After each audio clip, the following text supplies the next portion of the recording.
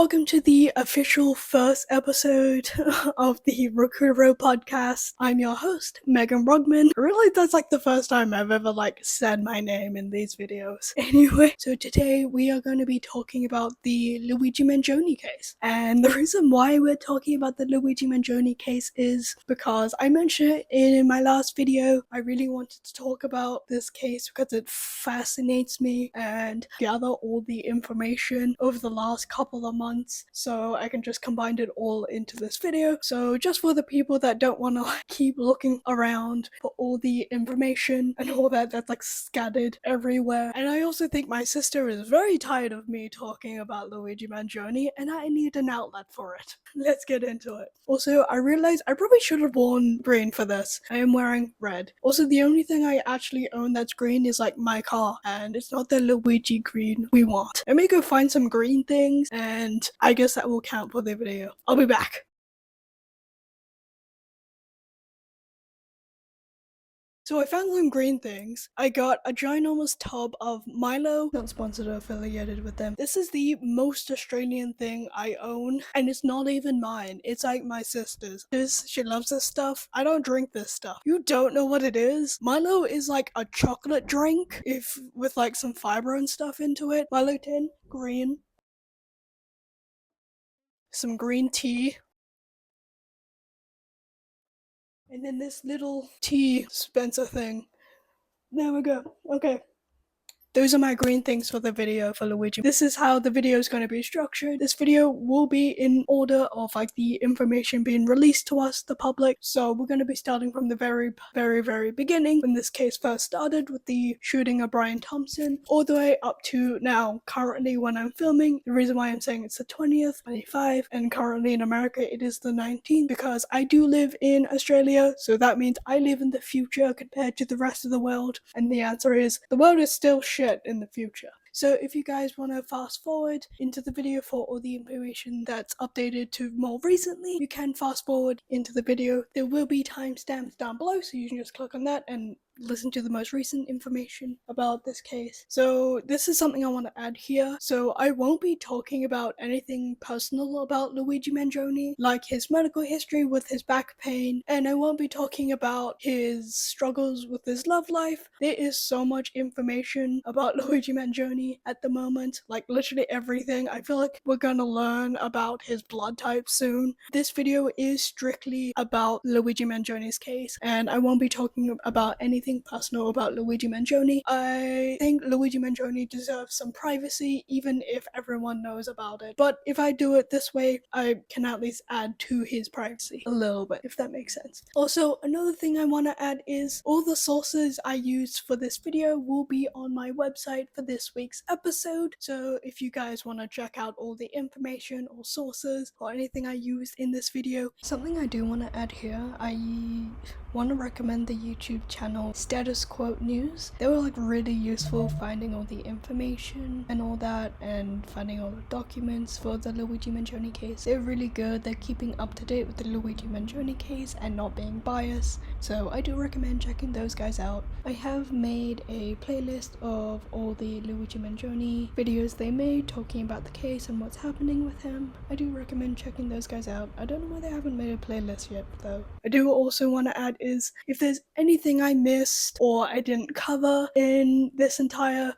video, please let me know in the comments down below. I am one person working on this. There is no one else doing this, and I will definitely miss things. So please let me know in the comments down below, and I'll sure to pin it in the comments down below, or I'll bring it up in my next video talking about Luigi Mangione. Also, I do recommend please do your own research with all this. Judgment, make your own mind of what you think about this entire thing. So let's get into the video. So we are going to be starting at the very, very beginning of the case of the shooting of Brian Thompson. I'm going to talk about that briefly because we do have to start from somewhere. How did this all come to be? So on the 4th of December 2024, Brian Thompson was shot in front of the New York Hilton Hotel in Manhattan, New York. He was rushed to the hospital and declared dead. The shooter wasn't caught or found anywhere near the scene. The 9th of December 2024, about 5 days after the shooting of Brian Thompson, around 9 a.m. at a McDonald's in Transylvania, a young man was arrested as a person of interest of the murder of Brian Thompson. Soon later, the identity of the person of interest will be released as Luigi Mangione. So once Luigi Mangione was arrested, they took his items off him, and this is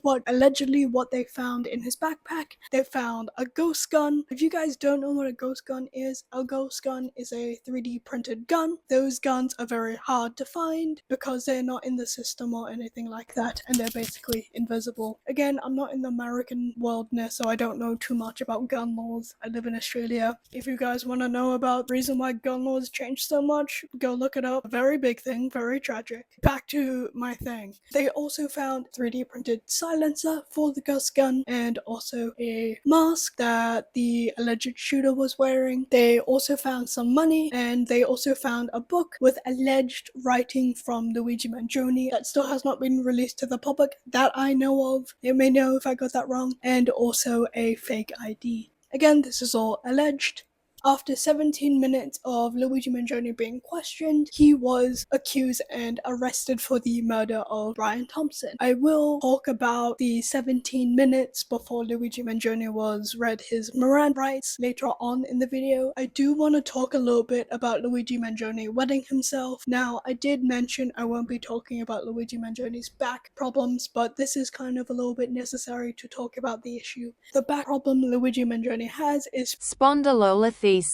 So Luigi Mangione has that back condition, and some sources I've seen on Reddit of people discussing having that back issue, having the surgery, or even having the condition itself without surgery does make you lose control of your bladder, and when you need to go, you need to go. Again, please do your own research about this. Police wouldn't let him go to the toilet when he needed to go. I think that's like a scummy thing. So I think the reason why they wouldn't let him go to the toilet because maybe they wanted him to beg, or maybe they just wanted him to wet himself, to embarrass himself, make him think he is less. Hello, it's voice over me. Another thing I want to add here, you can see in the photo he is holding his head up high. I don't remember quite the terminology behind it, but it's very much like he's holding his head up high, so it looks like they're not getting to him or embarrassing him. I just thought I should put that here. That's my personal opinion. So I've noticed some people were making fun of him. It's like, oh, he's not a man, he peed himself. If you guys have your own personal experiences with the back problem, spondylolisthesis, if you guys have that like back condition, or you want to shed more light about that, or have your own stories about it, again, put it in the comments down below. It'll be very interesting to read. The 10th of December, 2024. So this is the interview with the rookie police officer who arrested Luigi Mangione. I won't play the full clip because I don't want this to be copyrighted. I'll play a couple of minutes of it and then I'll quote the rest of it. I'm sorry, it's going to be Suri voice. When we're rich and gorgeous, I will afford someone to actually do the voiceovers who has a really nice sexy voice. This is the interview with the rookie police officer. If you want to watch the full video, it will be in the sources on this week's episode on my website. So this is the full interview. Please, officer, so whatever we got on scene there, we were able to pretty much find where he was at in the restaurant. So I found this bit of the interview specifically interesting, like they were already jumping to conclusions before they knew anything. I don't know, I just found that bit really interesting and I want you guys to hear it out of his own mouth. And as soon as he was wearing a blue medical mask, as soon as we pulled that down, or we asked him to pull it down, me and my partner and I recognized him immediately, just from what we saw in the media with photos, videos. We just didn't even think twice about it. We knew that was our guy. But he was very cooperative with US, didn't really give US too many issues. Once we found out his identity, we took it from there. Reporter, how did it feel after 6 months on the job as a law enforcement officer, to be part of? Please, officer, I can't say I was expecting IT by any means, but it feels good to get a guy off the street like that, especially starting off my career this way. It feels great.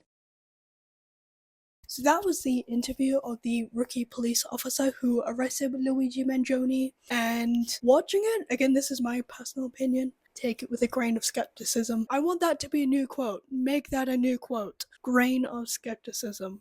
But with my personal opinion with this, you can see holes are kind of forming slowly, even from the beginning with this entire case. Again, you will slowly notice it more and more when we read on. But as my personal opinion, 11th of December 2024, this is when Luigi was first officially arrested, and this is the very much famous scene when Luigi Mangione was screaming at the press. I'll put it up on screen here. Completely out of touch and an insult to the intelligence of the American people and the lived experience. So that was a very much famous scene of when Luigi was, I'm gonna call it famous, everyone really enjoys it, when Luigi was screaming at the press. I came across this on Reddit somewhere, I cannot find the post, I'm sorry, but allegedly Luigi Mangione, there was reports of bruising around his neck after this scene when he was shoved through the door by police. Allegedly, again, I saw this somewhere, I'm not sure this was like before he was arrested and he screamed at the press, or afterwards. This is when the judge refused to give Luigi Mangione bail. And also this is around the same time Luigi Mangione's mugshot was released to the public. Oh my god, everyone went insane for Luigi. Everyone thought it was cute, there were so many edits, there were so many things on Reddit, people were talking about him. I did try to find a lot of edits from TikTok or just on YouTube in general, or like Reddit threads of like when Luigi Mangione was first arrested, and that was very tricky to find because internet, like on different social media platforms, are trying to suppress Luigi Mangione's name and the case and people talking about him. I will talk about that later on in the video. The thing that fascinated me about this entire case was how the people were seeing Luigi Mangione, and compared to the media, that like our news outlets and media coverage was talking about Luigi Mangione. When the first news and pictures and everything about Luigi Mangione came out, the internet went insane, everyone loved him because he is a cutie patootie. Fuck, I died saying that. I will never say that to a human being ever, as the media and people in that kind of world are saying he did do it, and they are already accusing him as being guilty before even he has been, because he is very much innocent until proven guilty. But the media and everyone in that world is very much saying he did it. You will see this more and more as we go on, so I find that very interesting, very fascinating, especially with like the reaction of the public. Everyone online, on the internet, people that are my age, people that agree the American healthcare system is a dumpster fire. So this is a really great quote I found on Reddit of basically how the media is portraying Luigi Mangione, and I think it explains it very well, I think, so I'll put it up on screen. I mean, one thing I noticed the media, and people in general do a lot, is ignoring the existence of casual and assigning an incorrect name to things. A lot of those videos and comments come from casual spectators, people that only talk about the case when it pops on their feed, and that's usually correlated to LM court appearances, but they immediately get assigned the name of supporters/fans. Also, let's not pretend the media didn't create this narrative. Was it necessary to show his shirtless picture when he had other, more formal, photos? We know from the Rolling Stone article that the press wants pictures of LM looking sexy. They are creating the problem and then chastising people over it, and also completely ignore the men, who can also behave questionably. Okay, so I think that quote was like really perfectly done and explained the entire situation very well. And the bit that made me go ew was the bit was like portraying Luigi Mangione as sexy. This was also released on the same day. This was Luigi Mangione's attorney. This is the interview he gave. Again, I won't play the full video. I will quote him. Hi, it's voiceover me. So one thing I do want to add here is I did use ChatGPT to like split between who was talking through the transcript, because I just generally didn't want to do it, and it's like 20 minutes, so I didn't want to spend my majority of my day combing through that, seeing who was talking and not in the transcript. If there's any mistakes or anything, please let me know, and I'm sorry, ChatGPT did it but the transcript is exactly the same. I did go through it to make sure it's all correct. But if there is any mistakes, please let me know. Thomas Dookie, I think we've made a strong bond and I'm looking forward to moving forward, helping them out. Reporter, how were you approached? Thomas Dookie, I really don't want to get into that. Reporter, is he saying he's innocent at this point? Thomas Dookie, he has indicated a plea of not guilty. The only charges that we've seen thus far have been the ones here in Pennsylvania, and we have pled not guilty to those charges. Reporter, and what's his state of mind? Thomas Dookie, I really can't get into that. That's too speculative. I'm not going to get into that. Reporter, I'm sorry I couldn't hear it from here. You said he has said he's innocent so far. Thomas Dookie, oh, yeah, we pled not guilty at least to the charges in Pennsylvania. Like I said, I'm not aware of any actual charges in New York. So I'm about to show you a clip from the actual interview itself, and the reason why I'm showing you it because I find it very, very interesting. He was handed documents that did not have enough information on it, and I just found that really, really fascinating and a little bit sketchy. Why did they hand him documents that do not have enough information? Anyway, I found that interesting. Something to show him.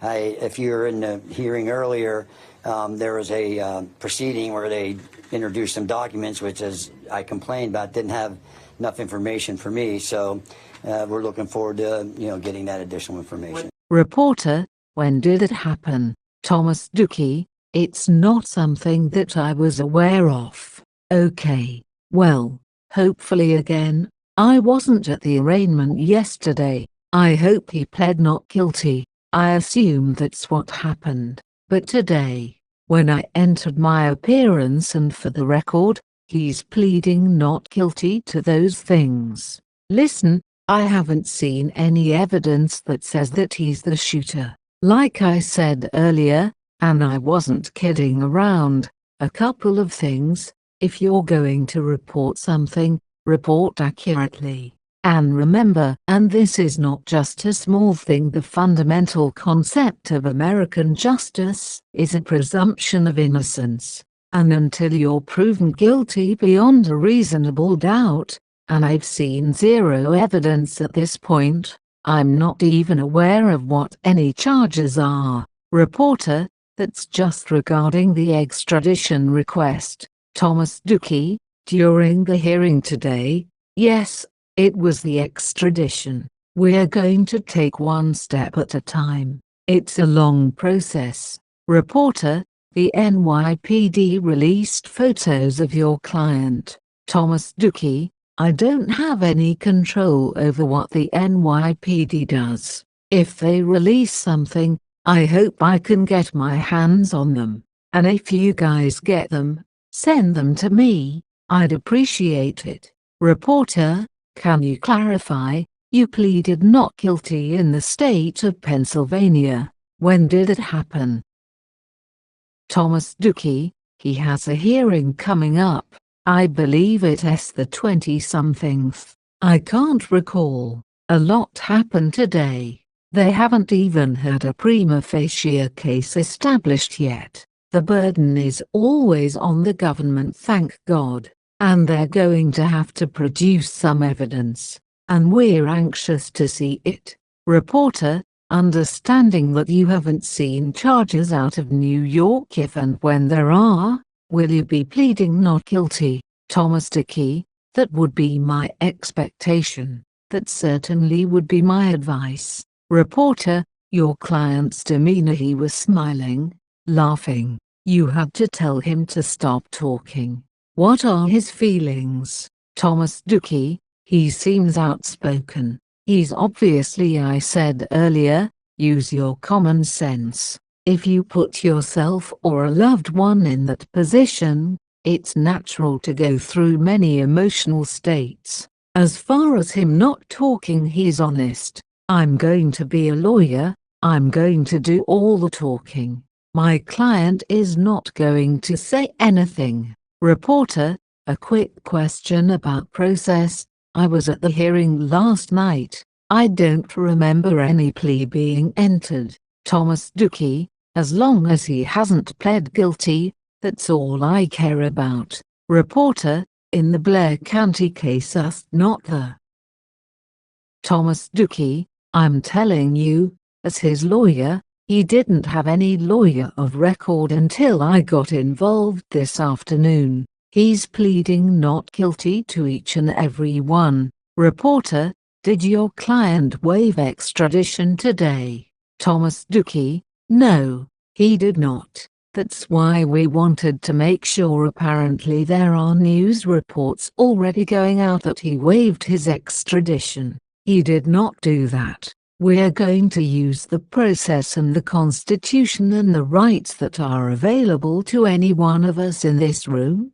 and any American citizen or person charged with a crime. Reporter, should he be eligible for bail? Thomas Dookie, yes, Mom. In Pennsylvania, the Constitution says that all crimes are generally bailable offenses. The exception is if it's a capital case, meaning the Commonwealth is seeking the death penalty, or a first-degree murder, which carries life without parole. This is alleged to be a second-degree murder, which does not carry life without parole, so I believe bail should have been set. Reporter, you also mentioned home monitoring, and that he has no prior criminal history. Do you really feel your client should be out in the public? Is he a threat?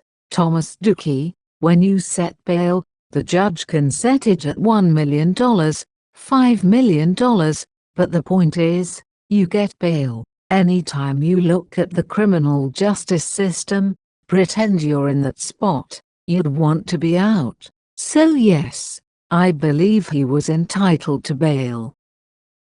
Reporter, yesterday, he implied that some of the cash found on him was planted, or he didn't know about it. Thomas Dookie, I can't speak to that. I wasn't at that proceeding. Reporter, is your client being held in solitary confinement? Thomas Dookie, I can't comment on that. I don't know, and even if I did, I wouldn't comment, because sometimes institutions do that as a procedural measure. Reporter, what's the procedure over the next few days? Thomas Dookie, I'm not going to get into a lot of detail. I do have some things planned, but I can't discuss them. That's not what attorneys do. Reporter, any other court proceedings coming up soon? Thomas Dookie, not that I'm aware of. I hope that, since I'm now the attorney of record, they'll let me know. Reporter, earlier today you talked about the masks possibly being related to COVID. Could you elaborate? Thomas Dookie, yeah, I still see people wearing masks. Sometimes when you buy them, they come in boxes. I don't know. All I can tell you is, wearing masks is not a crime. Reporter, did your client tell you that the reason for the masks was because of COVID?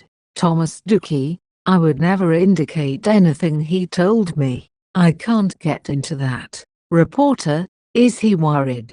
Thomas Dookie, I'm not going to speculate on that. But like I said, use your common sense. If you were in jail, confined in a state where there are rumors that you're going to be charged with murder, use your common sense. Reporter, can you tell us about your client? What were your first impressions when you met him? Thomas Dookie, I wasn't looking for impressions. What I was trying to do was form a bond with my client. I want him to trust me and be confident that I'm here for him. I'm very pleased with how that went. Reporter, and his physical health. Thomas Dookie, I'm an attorney, not a physician. I would only be speculating. I'm not going to do that.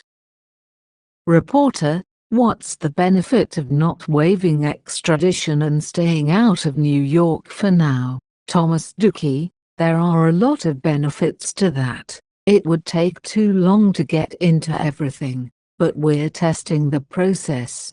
I haven't seen one scintilla of evidence yet. Not one drop. Reporter, can you clarify if you will plead not guilty to the murder charge? Thomas Dookie, from what I've seen at this point, he hasn't been charged with that. But if he is, I would anticipate again, I don't want to speculate, but I would anticipate a plea of not guilty. Reporter, are you able to represent him in New York if that charge comes? Thomas Dookie, that could be a possibility. Reporter, do you accept public donations for the defense? Thomas Dookie, I don't know. Reporter, how long will you fight extradition? Thomas Dookie, as long as it takes to do it effectively and competently. Reporter, just to confirm, are you also barred in New York? Thomas Dookie, no, but you can get admitted there. I've been doing this for 41 years. If that opportunity comes, I'd consider it. Reporter, why did your client come to Altoona? Thomas Dookie, I'm not going to get into that. Reporter, any ties to you? Thomas Dookie, not going to comment on that. Reporter, could you comment on what type of money the foreign currency was? Thomas Dookie, the what? What?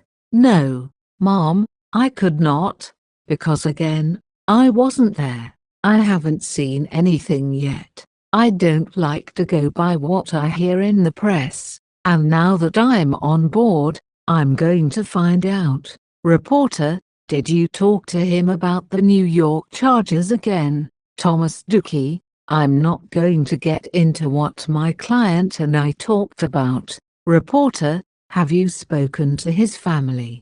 Thomas Dookie, I'm not going to get into anything about that. Reporter, are you going to file any motions soon? Thomas Dookie, I anticipate doing that. Reporter, did you object to him going up to FCI Huntington? Should he be in Blair County lockup? Thomas Dookie, that's an administrative thing. That's at the bottom of my priority list right now. As long as he's safe, I'll deal with that. Reporter, he's on suicide watch. Thomas Dookie, I don't know that, and even if I did, I wouldn't comment on it, because they do that a lot of times in institutions just as a matter of procedure. Reporter, can you just repeat that for the folks watching around the country? Thomas Dookie, I'm sorry. Folks are watching this all over the country, and they have questions. Why are your cameras here? Reporter, can you help us understand what is he expected not to plead guilty to? Is this the murder charge or the charges in Pennsylvania? If you charge a person, if the government charges a person with a crime, they have to prove that. Okay, and they have to have some evidence. All right, so you know, we got it. Like I said, you can look on this table, and here's all the evidence I have. Right. So this is strictly just for the people that are just listening to the audio part of the video. So what Thomas Dookie is doing with his hands, he's opening up his hands and showing to reporters there's like nothing there. That's like the only reason why I'm using this clip. Here, guys, zoom in. I suppose you want to. Nothing. I've seen nothing. I have nothing, and. Reporter, the money that was found on him, what about it? Thomas Dookie, I'm not commenting on that. Like I said, I don't know anything about money other than what I've heard from you guys. I'll get to the bottom of that. Reporter, when you saw news of the shooting last week, that the CEO of United Health had been gunned down in the streets of Manhattan, what did you personally think? What was your reaction? Thomas Dookie, I'm a lawyer. I'm a criminal defense lawyer. I don't have a whole lot of time to watch the news. I just glance. I won't comment on that. Reporter, when did you hear of it? Thomas Dookie, I can't even remember. Reporter, have you done any investigation yet? Thomas Dookie, I just really kind of basically got into this thing today, so I'll be doing some of that. Reporter, can you clarify who hired you? Thomas Dookie, no, I cannot. I will not. I can, but I will not. Reporter, are you aware of the statement the defendant made when being escorted into the courthouse today? Thomas Dookie, I've heard some different versions of that, so I need to see what the statement was. Hopefully, there won't be any more of that. Reporter, will your business be out there in public? Thomas Dookie, I do not know. Sometimes I can get the court to arrange for a client to be transported back to Brooklyn and completely out of touch, and not insult the intelligence of the American people, local establishments, even local police in their building. Reporter, have you or your office received any threats? Thomas Dookie, no, I hope not. But no, I'm not aware of any. I think I saw a transcript of District Attorney Week's press conference where he mentioned something about people being threatened. I hope not. That's not what we should be doing as Americans. Reporter, when do you expect to talk to your client next? Thomas Dookie, soon. Reporter, are you going to attempt to delay the 23rd of December prelim? Thomas Dookie, that's a good question. I don't know yet. That could be a possibility. Reporter, does he have a current physical injury of any kind? Did he talk to a doctor? Thomas Dookie, I'm not going to comment on anything personally related to my client. Reporter, what are we missing? What happened in court when you told him to keep quiet? Thomas Dookie, he shut his mouth, which is good. That's what he needs to do. Reporter, for you to tell us that, I thought I heard his voice, so when I heard that, it triggered me, and I said shut up. Reporter, so how long have you been practicing? Thomas Dookie, this is my 41st year. That was the interview from Luigi Mangione's attorney in Transylvania the day he was officially arrested. So I did try to find the full interview, but I just ended it where the actual newscast person ended the actual interview. But I think we got interesting information out of it. The 18th of December 2024, this is a statement from Luigi Mangione's lawyer, Karen Freeman Manfolio. I think I said that right. But this is a quote from her. The federal government's reported decision to pile on top of an already overcharged first-degree murder and state terror case is highly unusual and raises serious constitutional and statutory double jeopardy concerns. We are ready to fight these charges in whatever court they are brought. The 19th of December 2024, this is a transcript, SDNY transcript by Karen Agnifilo. I'm just gonna call her Karen. I can't say her last name, I'm sorry. So this is what the transcript says. MS, Friedman Agnifilo, yes, Your Honor. I would like to follow up on what the government just said and seek clarity on exactly what it is that is happening, because this is a highly unusual situation we find ourselves in. Yesterday there was a press conference held by the Manhattan District Attorney's Office that was announcing these murder in furtherance of terrorism charges, and there was absolutely no mention that Mr. Mangione was going to be charged federally. In fact, I don't think they even knew that this was going to happen. We were entirely prepared to come to court today for an arraignment.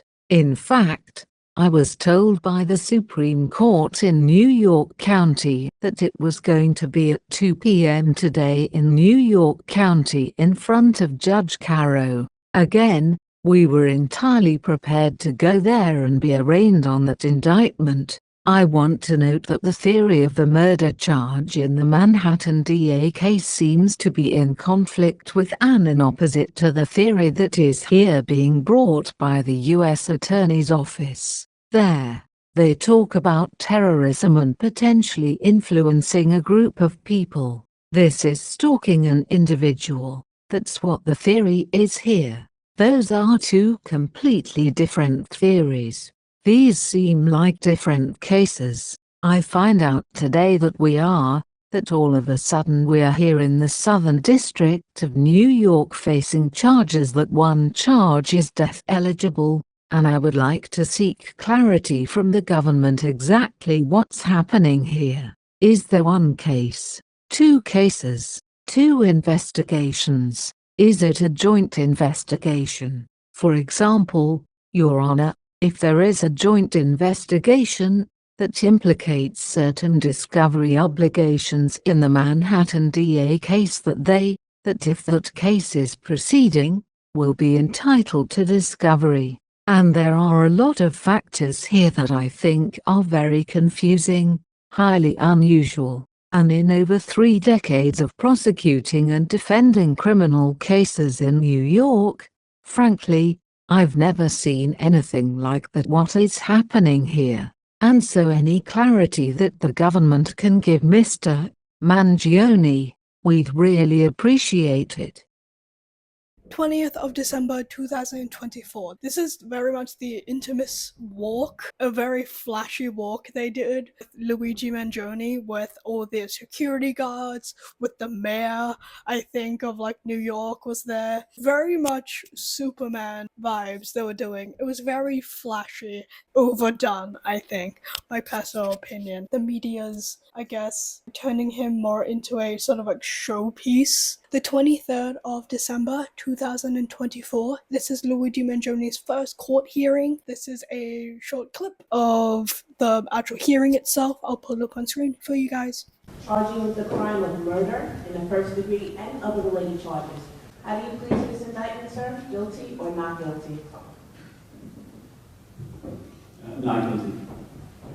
That's a little bit clip of the video. Again, if you want to watch the full video, again, on the website, it will be all there if you want to watch the full thing.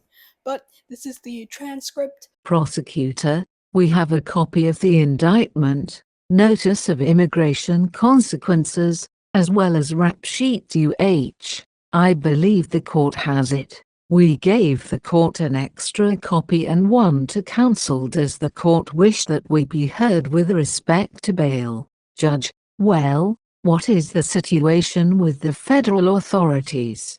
Prosecutor: as we understand it, we have primary jurisdiction, and we have been informed by the U.S. Attorney that they intend on allowing us to try our case first. So, with respect to whatever goes on there, as the party with primary jurisdiction, the trial and the sentencing will take place here prior to anything that takes place in the federal system. So, to what you just said, the answer is it's fine if we take custody today.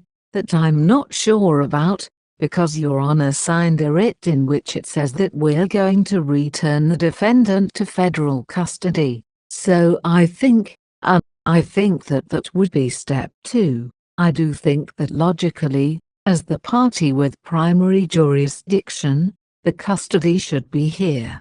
But I ask the court, in light of the court signing the writ indicating that we would return him to federal custody, that be done at a later time. Judge: well, I've been through this before, and if you do that, they will write out each, so I don't think I'm going to do that. But if you think that we will take rather than us bringing them back for any proceeding, that would be great. Prosecutor: we will make every effort to accomplish that, in Your Honor.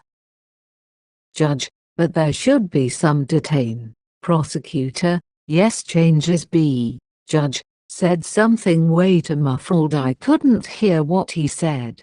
Judge: all right. Prosecutor: absolutely. MS, Agnifilo: first we request immediate expedited discovery in this case. The people have had this case for about almost 3 weeks, and that's more than enough time to gather as much information as they can give to us. especially now that we have two proceedings that we have to answer to, one of them being death eligible. So we are requesting that we get immediate discovery of all the New York City Police Department and FBI and federal and state documents. And the second thing I want to make a record of, Your Honor, I'm very concerned about my client's right to a fair trial in this case. He's being prejudiced by some statements that are being made by government officials. Like every other defendant, he's entitled to a presumption of innocence, but unfortunately, the way this has been handled so far, his rights are being violated. And as you know, Your Honor, there's a wealth of case law guaranteeing his right to a fair trial, but none of the safeguards have been put in place yet here. In fact, it's just the opposite of what's been happening. He's a young man, and he is being treated like a human ping-pong ball between two warring jurisdictions here. The federal and state prosecutors are coordinating with one another at the expense of him. They have conflicting theories in their indictments, and they are literally treating him like he is some sort of political fodder, like some sort of spectacle. He was on display for everyone to see in the biggest staged pert walk I have ever seen in my career. It was absolutely unnecessary. He's been cooperative of law enforcement. He has been in custody for over a week. He waived extradition. He was cooperative at all accounts. There was no reason for the NYPD and everybody to have these big assault rifles that frankly I had no idea was in their arsenal. And to have all of these, the press there, the media there, it was like perfectly choreographed. And what was the New York City mayor doing at this press conference, Your Honor, that just made it utterly political? And as Your Honor knows, under Law 05 Charles, the Court of Appeals for the Second Circuit has held it to be clearly established that the staged pert walks to the media unrelated to a legitimate law enforcement objective is unconstitutional. And I submit there was zero law enforcement objective to do that sort of pert walk. There was absolutely no need for that whatsoever. And, frankly, Your Honor, the mayor should know more than anyone of the presumption of innocence that he too is afforded when he dealing with his own issues. And frankly, I submit that he was just trying to detract from those issues by making a spectacle of Mr. Mangione. And there are consequences to this. He has a right to a fair trial. And I just want to put on the record statements that the mayor made publicly about my client. Nothing saying alleged, for example. And he said, I wanted to send a strong message with the police commissioner that we're leading from the front and not going to just allow him to come into our city. I wanted to look him in the eye and state you carried out this terrorist act in my city, the city of New York that I love, and he wanted to show symbolism. Your Honor, he's not a symbol. He's somebody who is afforded the right to a fair trial. He's innocent until proven guilty, and the mayor was talking to jurors, future potential jurors, that elected him.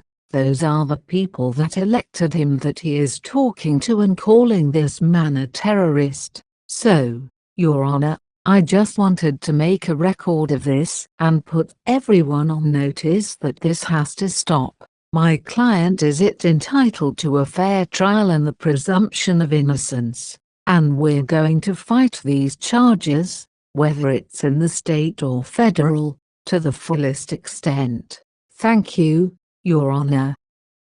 Judge: All right, well, as you know, I have very little control as what happens outside of this due, but I can guarantee you, as I guarantee every defendant come through these doors, the defendant will receive trial and we will carefully select a jury that time. comes or when that time comes, but yes, you should expedite discovery. Prosecutor, Your Honor, excuse me, the discovery in the case is voluminous to say the least. I have never seen a case with such volume of evidence aside from the issue of the quality of the evidence.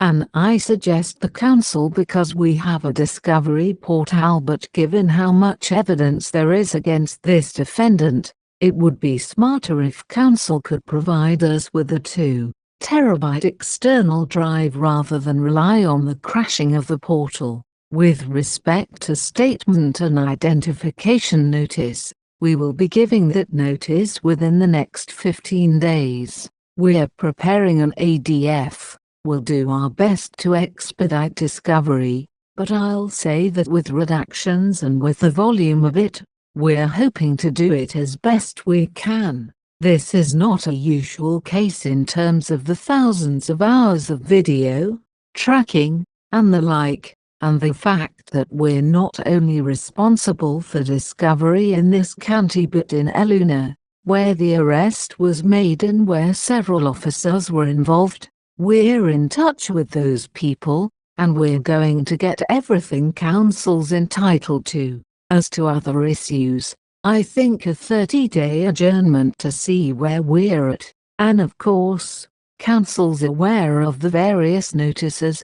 We have notices as well. I take it that the counsel will abide by the statutory limitations on their notices with respect to any notices they believe to be appropriate. As to our counsel's record on the mayor basically repeating what the mayor said, I don't know how that advances the ball. We will comply with our ethical obligations with respect to trying this defendant's guilt in this courtroom alone. So that was Luigi Mangione's first court hearing, and a couple of things I do want to talk about now is that red jumper Luigi Mangione was wearing. It sold out immediately, and also, very cute thing I noticed, his lawyer and Luigi, they were both wearing the same sweater and same button-up shirt. Very cute. They're matching. So cute. Also, no, I'm not wearing this outfit to match them. You are. So this is around the time I want to talk about the media was very much heavily deleting and trying to suppress Luigi Mangione's name, or even the name just Luigi on, and they weren't even talking about Luigi Mangione, they're like talking about the Mario brother. Reddit, it was very much a big thing on Reddit where people were talking about the case or anything about it, because Reddit, even mentioning the word Luigi, were literally made your account banned or your subreddit completely deleted and banned. I'm noticing it a lot more now. When I was trying to find TikToks and edits for this, there were very much a couple being deleted that I can't find. And here's a couple of quotes I found on Reddit about the actual time it happened. According to Reddit, my community, our Mangione community, which I made as an educative account, was accused of glorifying violence. I was extremely sad and angry that they took it down. Not true at all. It's a massive lie, and the FCK, NG know it. Don't let them fool you with their corporate double talk. I've been here since December, and I've seen exactly how Reddit operates, like a bunch of power-hungry clowns who can't stand anyone actually educating people. My community, our Mangione community, lasted a pathetic 24 hours after I created it, following the unjust nuking of our Luigi Mangione and our Luigi Mangione 2. What was I doing? Sharing educational content, politics, economics, media literacy, critical theory, psychology, stuff that actually helps people think for themselves. And guess what? They couldn't handle it. This is beyond outrageous. It is what it is, a blatant attack on free speech and education. I've never posted a single thing glorifying violence, ever. They know it, and they're still lying through their teeth. Automated systems banned our Luigi Fever for spam. Give me a FCK, NG break. When I proved there was no violence in my community and spam in r/Luigi favor, they ghosted. No explanation, no accountability, just silence. This isn't about rules or moderation, it's about control. They don't want people informed. The sooner everyone accepts this as part of their reality, the better. They do not give a shit about you. They don't want you to get educated. They want you to be dumb, poor and ignorant to keep controlling you and do as they want with you. This is terrifying. This is, in fact, what fascism looks like. The absolute biggest threat to any power establishment is an educated individual who can think freely, uncorruptedly, and autonomously. This is how fascism creeps in slowly, quietly, under the guise of rules and community guidelines. They don't want people informed. They don't want people questioning their narrative. They want obedience, not critical thinking. Reddit is complicit in this garbage, and their admins are spineless enablers of this authoritarian nonsense. But here's the thing. Don't ever stop sharing educational materials. Don't ever stop encouraging others to question authority, to think critically, and to spread valuable information. They can ban subreddits, they can silence voices, but they can't stop the truth. Keep pushing, keep educating, keep protecting our educational system, because this is bigger than one platform. It's about freedom, justice, and the right to think for ourselves. They can try to hide behind their excuses, but we see right through them. The name mattered in your case because it was associated with a banned sub in Reddit's database. I was in the first sub Luigi Mangione before it got banned, and I posted a lot of the same educational material as I've done up until today in all those 5 remaining LM subs. Free LM, The Adjuster, St. L, BTM.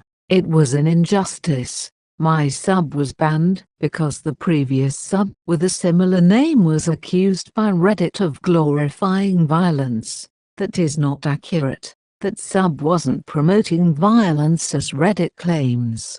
I have actually proof of that. I posted a lot of educational stuff, science-based, evidence-based materials in the Luigi Mangione sub.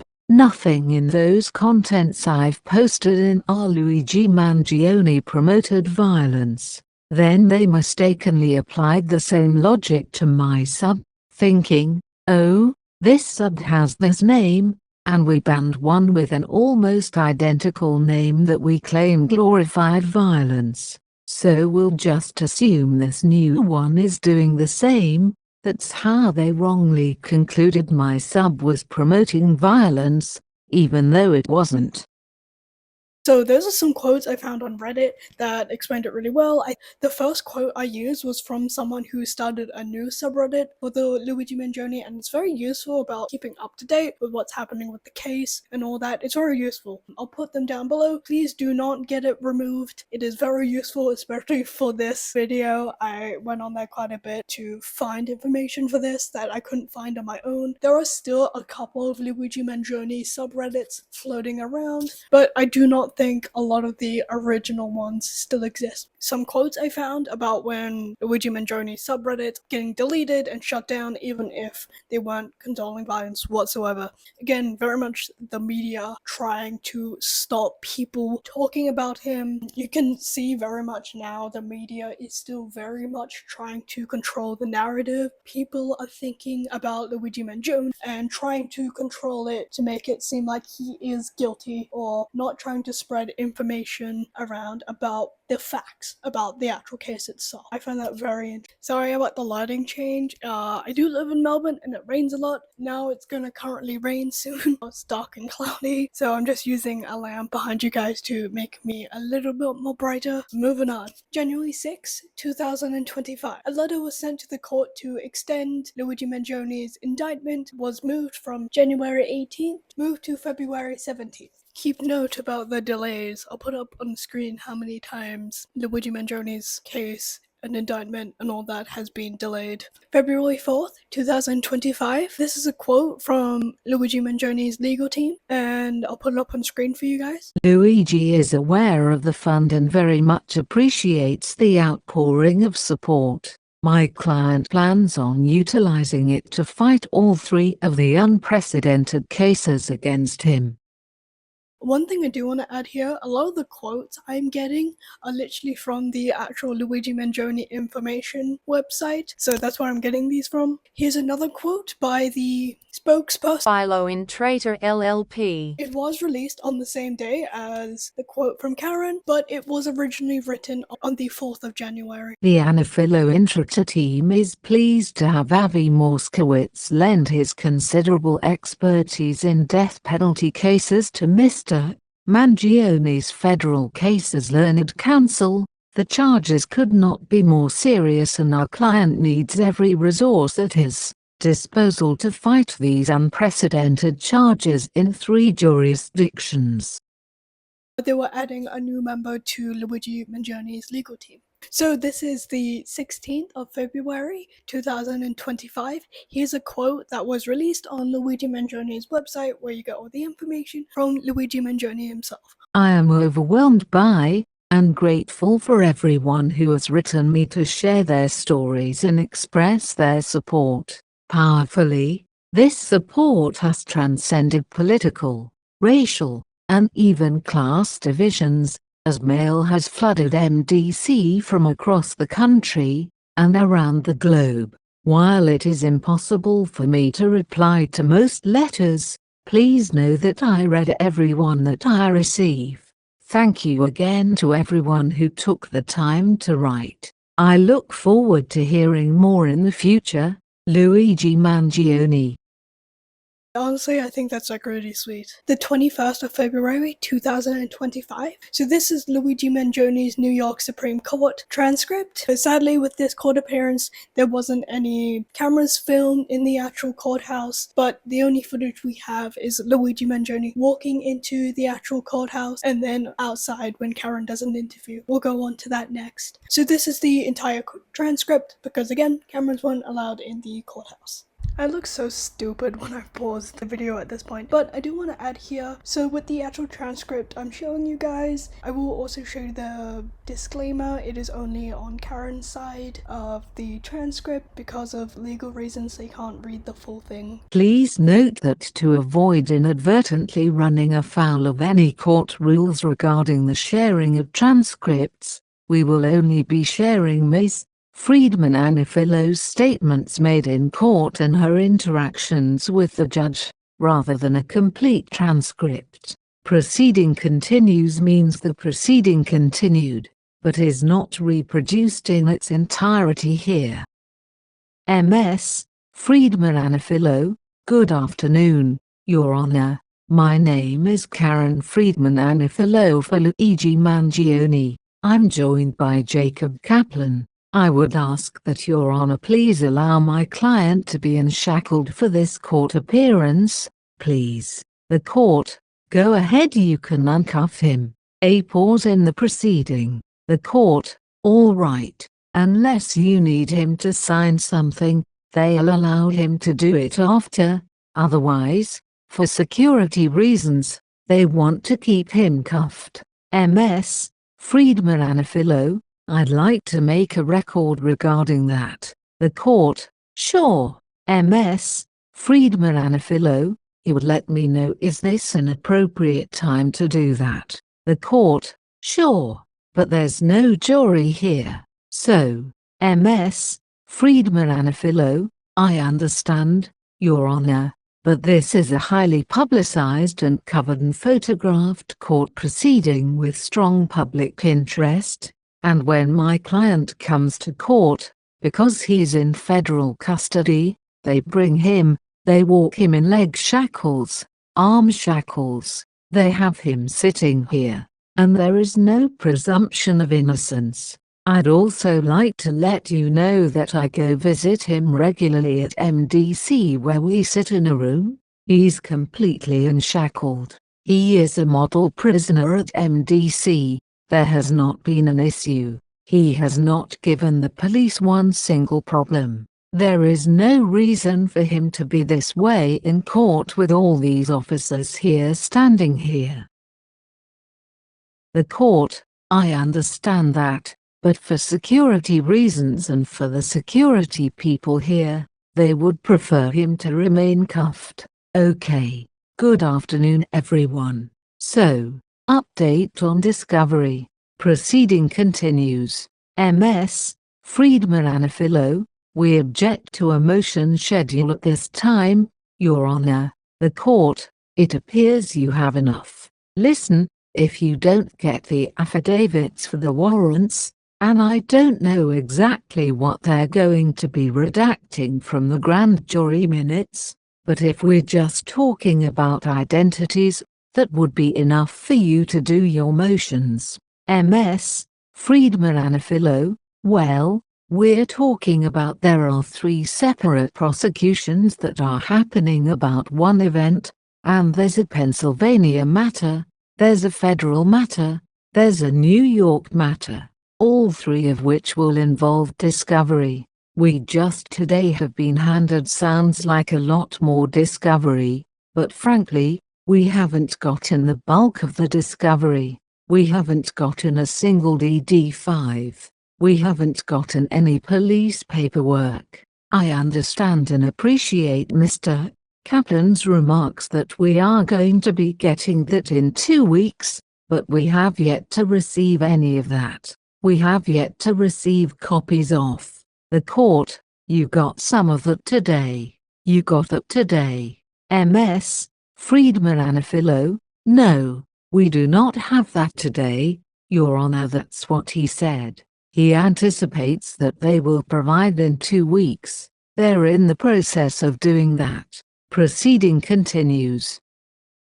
MS, Friedman Agnifilo, Your Honor, we also object to setting a motion schedule while we are in the process of speaking to the federal authorities about their still deciding whether or not to seek the death penalty against Mr. Mangione. Obviously, that's an extremely serious matter that we're in the process of providing mitigation for the feds for that purpose, and that is where our focus is. That is one of the reasons why this discovery is so critical, and why we need all of it before we can even begin to anticipate exactly what we are going to be putting in our motions. As I alluded to in our court appearance that we had previous to this appearance, Your Honor, one of the issues here is that the 2 theories of prosecution are opposite and inconsistent with one another, and by defending ourselves in state court,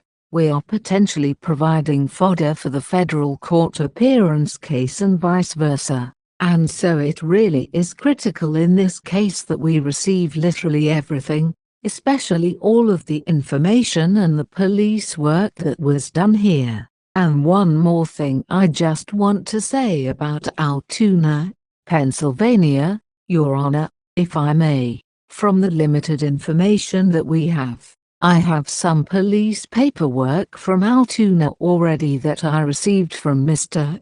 Mangione's Pennsylvania counsel, as well as there was one body-worn camera despite there being about a dozen police officers in the McDonald's when Luigi was arrested.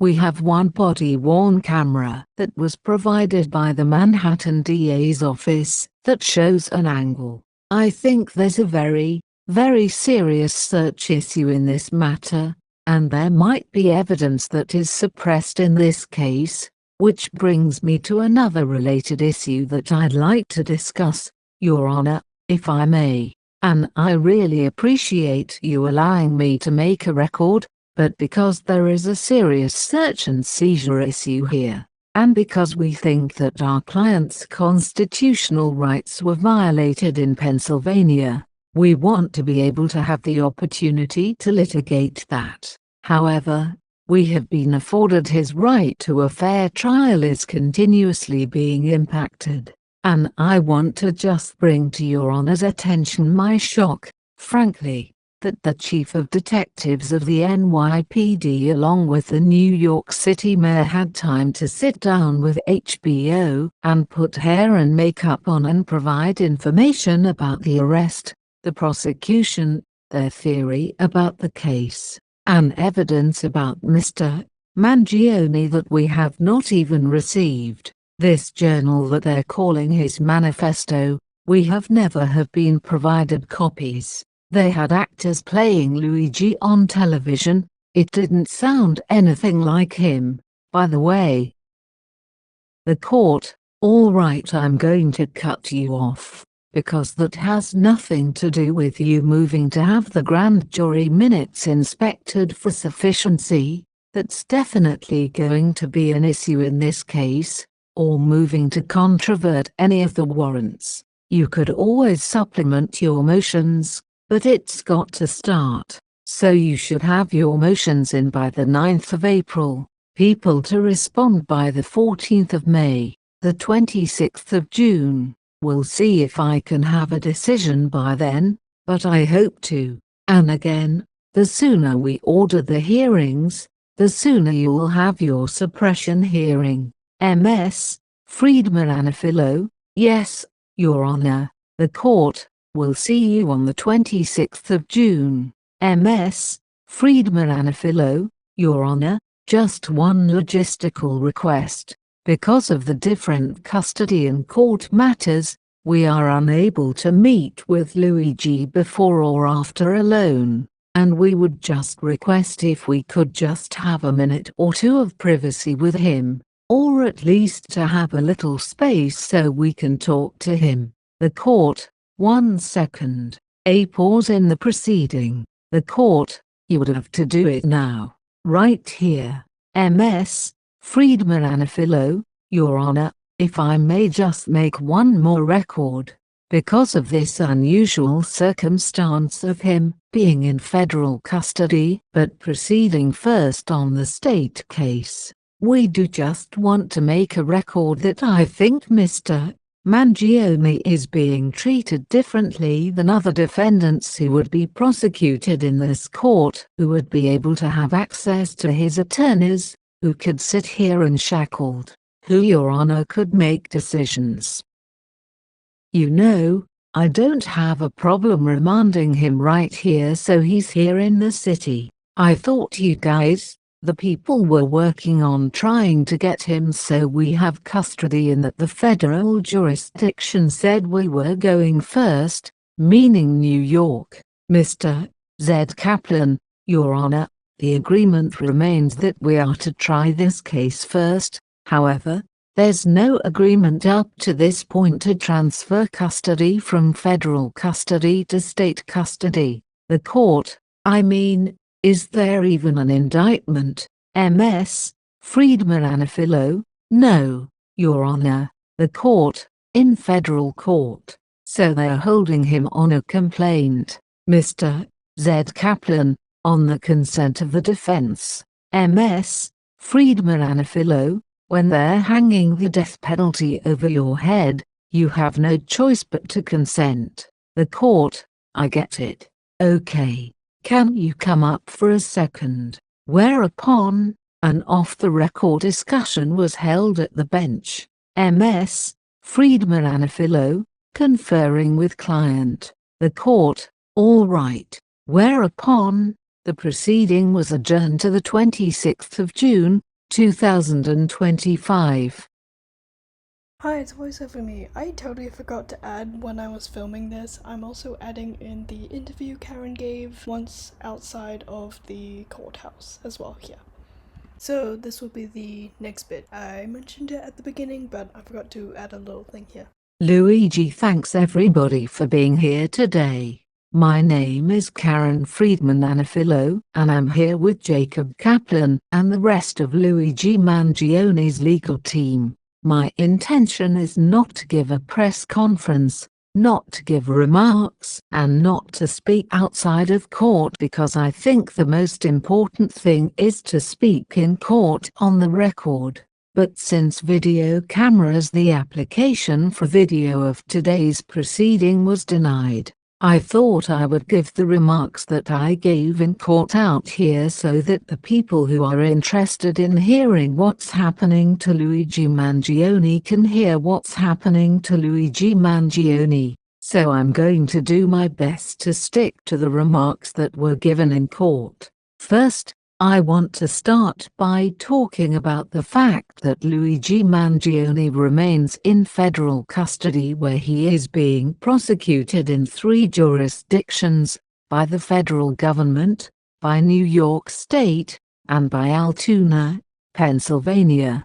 But he is being held in federal custody, and the Department of Justice has refused to allow him to be in state custody, despite the fact that they've all agreed that the state court is going to go first. Now, this is problematic for several reasons. Number 1, the federal government is still considering whether to execute Luigi and considering whether to seek the death penalty. So we are fighting that simultaneously while going first here in state court, and it impacts our ability to meet with him before court, after court. He's constantly surrounded by law enforcement. He's in shackles. He was wearing a vest today, looked like I don't even know what it looked like, but a very serious vest with his legs shackled and his arms shackled. And so he's being treated differently because he's being held in federal custody than any other person who would be facing serious murder 1 charges in New York State Court. And I made a record in court today. When I go visit Luigi at MDC in Brooklyn, I sit with him. He is unshackled. He walks around freely in the visiting area. We sit in a room together without law enforcement hovering over us. But for whatever reason, here, despite all of the law enforcement, they need him to be wearing this vest. They need him to be shackled.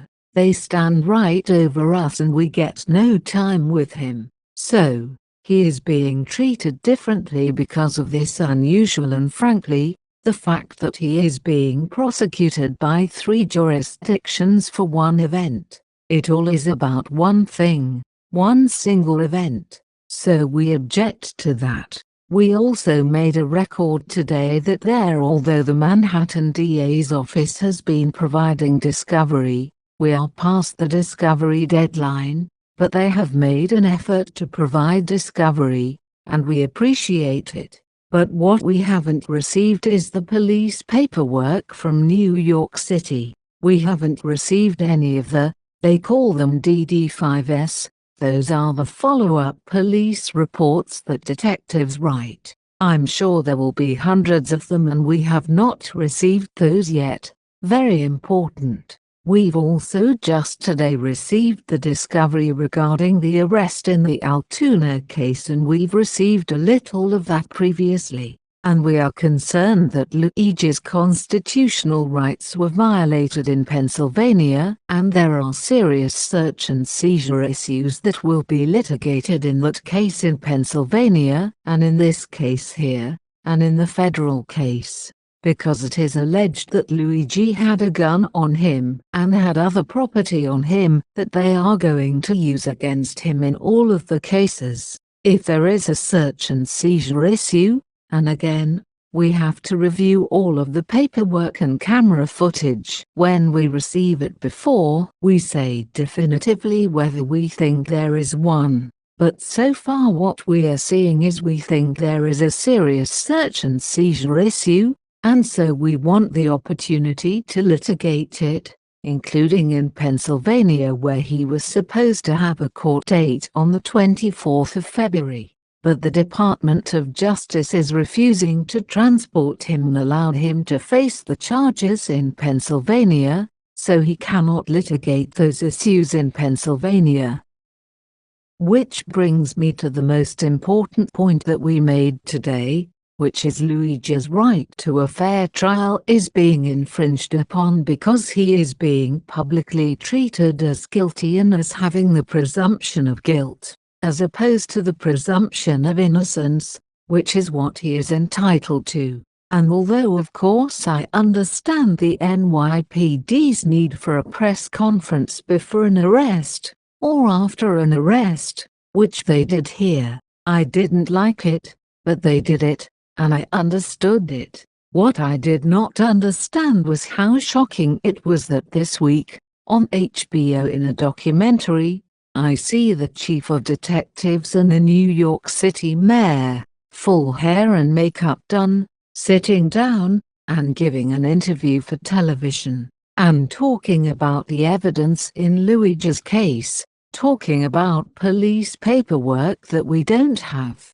talking about forensics that we have not yet received. I guess we have now, today, but I didn't when I was sitting there, learning about the case, hearing an actor play Luigi, reading from a journal that they say is Luigi's, and we have yet to receive it from the prosecution. And so it's outrageous that they have time to go and prejudice Mr. Mangione's ability to receive a fair trial and go out and make these statements, but not give this to us.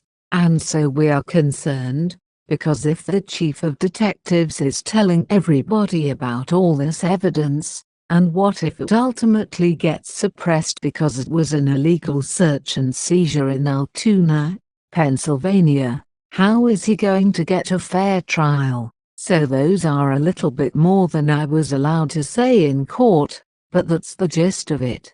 That's what my prepared remarks were, and hopefully will allow cameras in the court going forward. If not, I will continue to provide information. We put up a website that just has basic information. It's luigimangione4.com, and we will post a transcript of today's proceeding on that website. And that's where we are going to be providing hopefully accurate information about this case. I apologize, I'm not going to take any questions, and I'm not going to make any other out-of-court statements, because this is truly intended just to be a recitation of what happened in court. But one last thing, Luigi really wanted to thank the supporters for being here, and we all appreciate it very much. Thank you so much.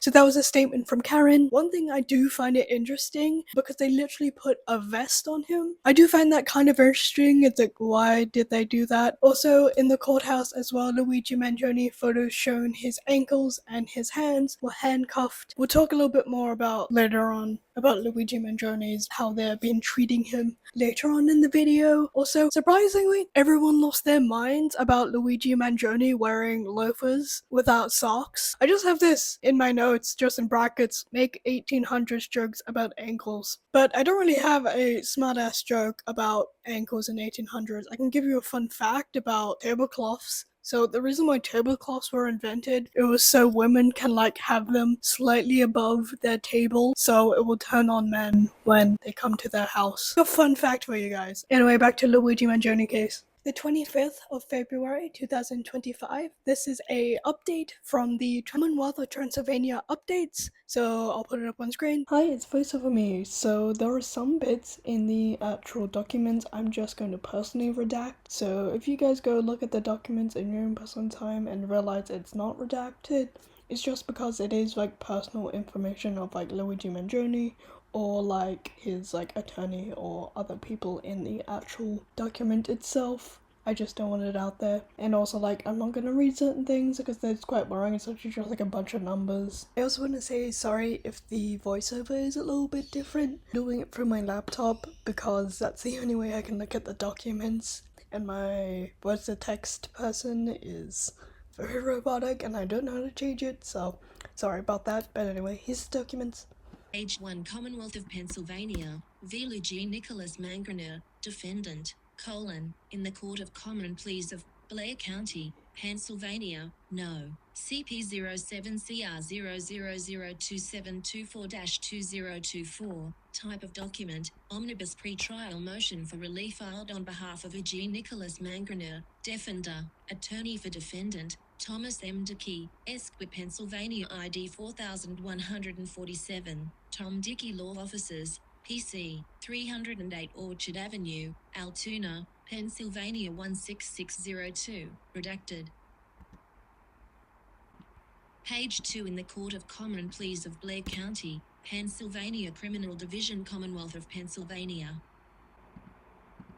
V. Luigi Nicholas Mangione scheduling order, and now, this day of consideration of the within omnibus pre-trial motion for relief, a hearing is hereby scheduled for the day of AM/PM in courtroom no 2025, upon 2025, at of the Blair County Courthouse, Hollidaysburg, PA, by the Court, J.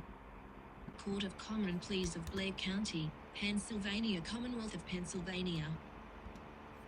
OTNF 1,009,165-3 versus Luigi Nicholas Mangione omnibus pre-trial motion for relief, and now comes Luigi Nicholas Mangione, defendant above named, by and through his attorney, Thomas M. Dickey, Esquire, and, pursuant to PAR, Crim P578, etc., submits the following. Petition for writ of habeas corpus 1. The defendant, the petitioner herein, is restrained of his liberty in the instant charges, inasmuch as bail was denied at preliminary arraignment by Magisterial District Judge Benjamin Frederick Jones of this judicial district, by order entered at MJ 24,102 CR 0000623-2024 on December 9th, 2024, which bail has not been modified or reduced. A preliminary hearing was originally scheduled for December 23, 2024, however, was moved and rescheduled for December 19,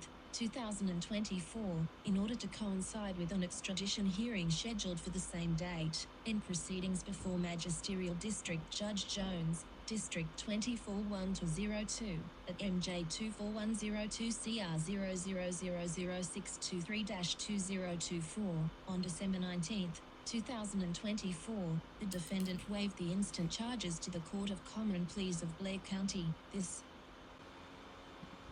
Page 4 waiver was subject to a contemporaneous agreement pursuant to PAR, Crim P541, A, appearing of record on the docket at MJ 24,102 CR 0000623-2024, which thereby preserved a later challenge to the sufficiency of the Commonwealth's prima facie case, as set forth in the copy of a page in the docket entries of said proceedings available from the UJS portal, attached as Exhibit A hereto.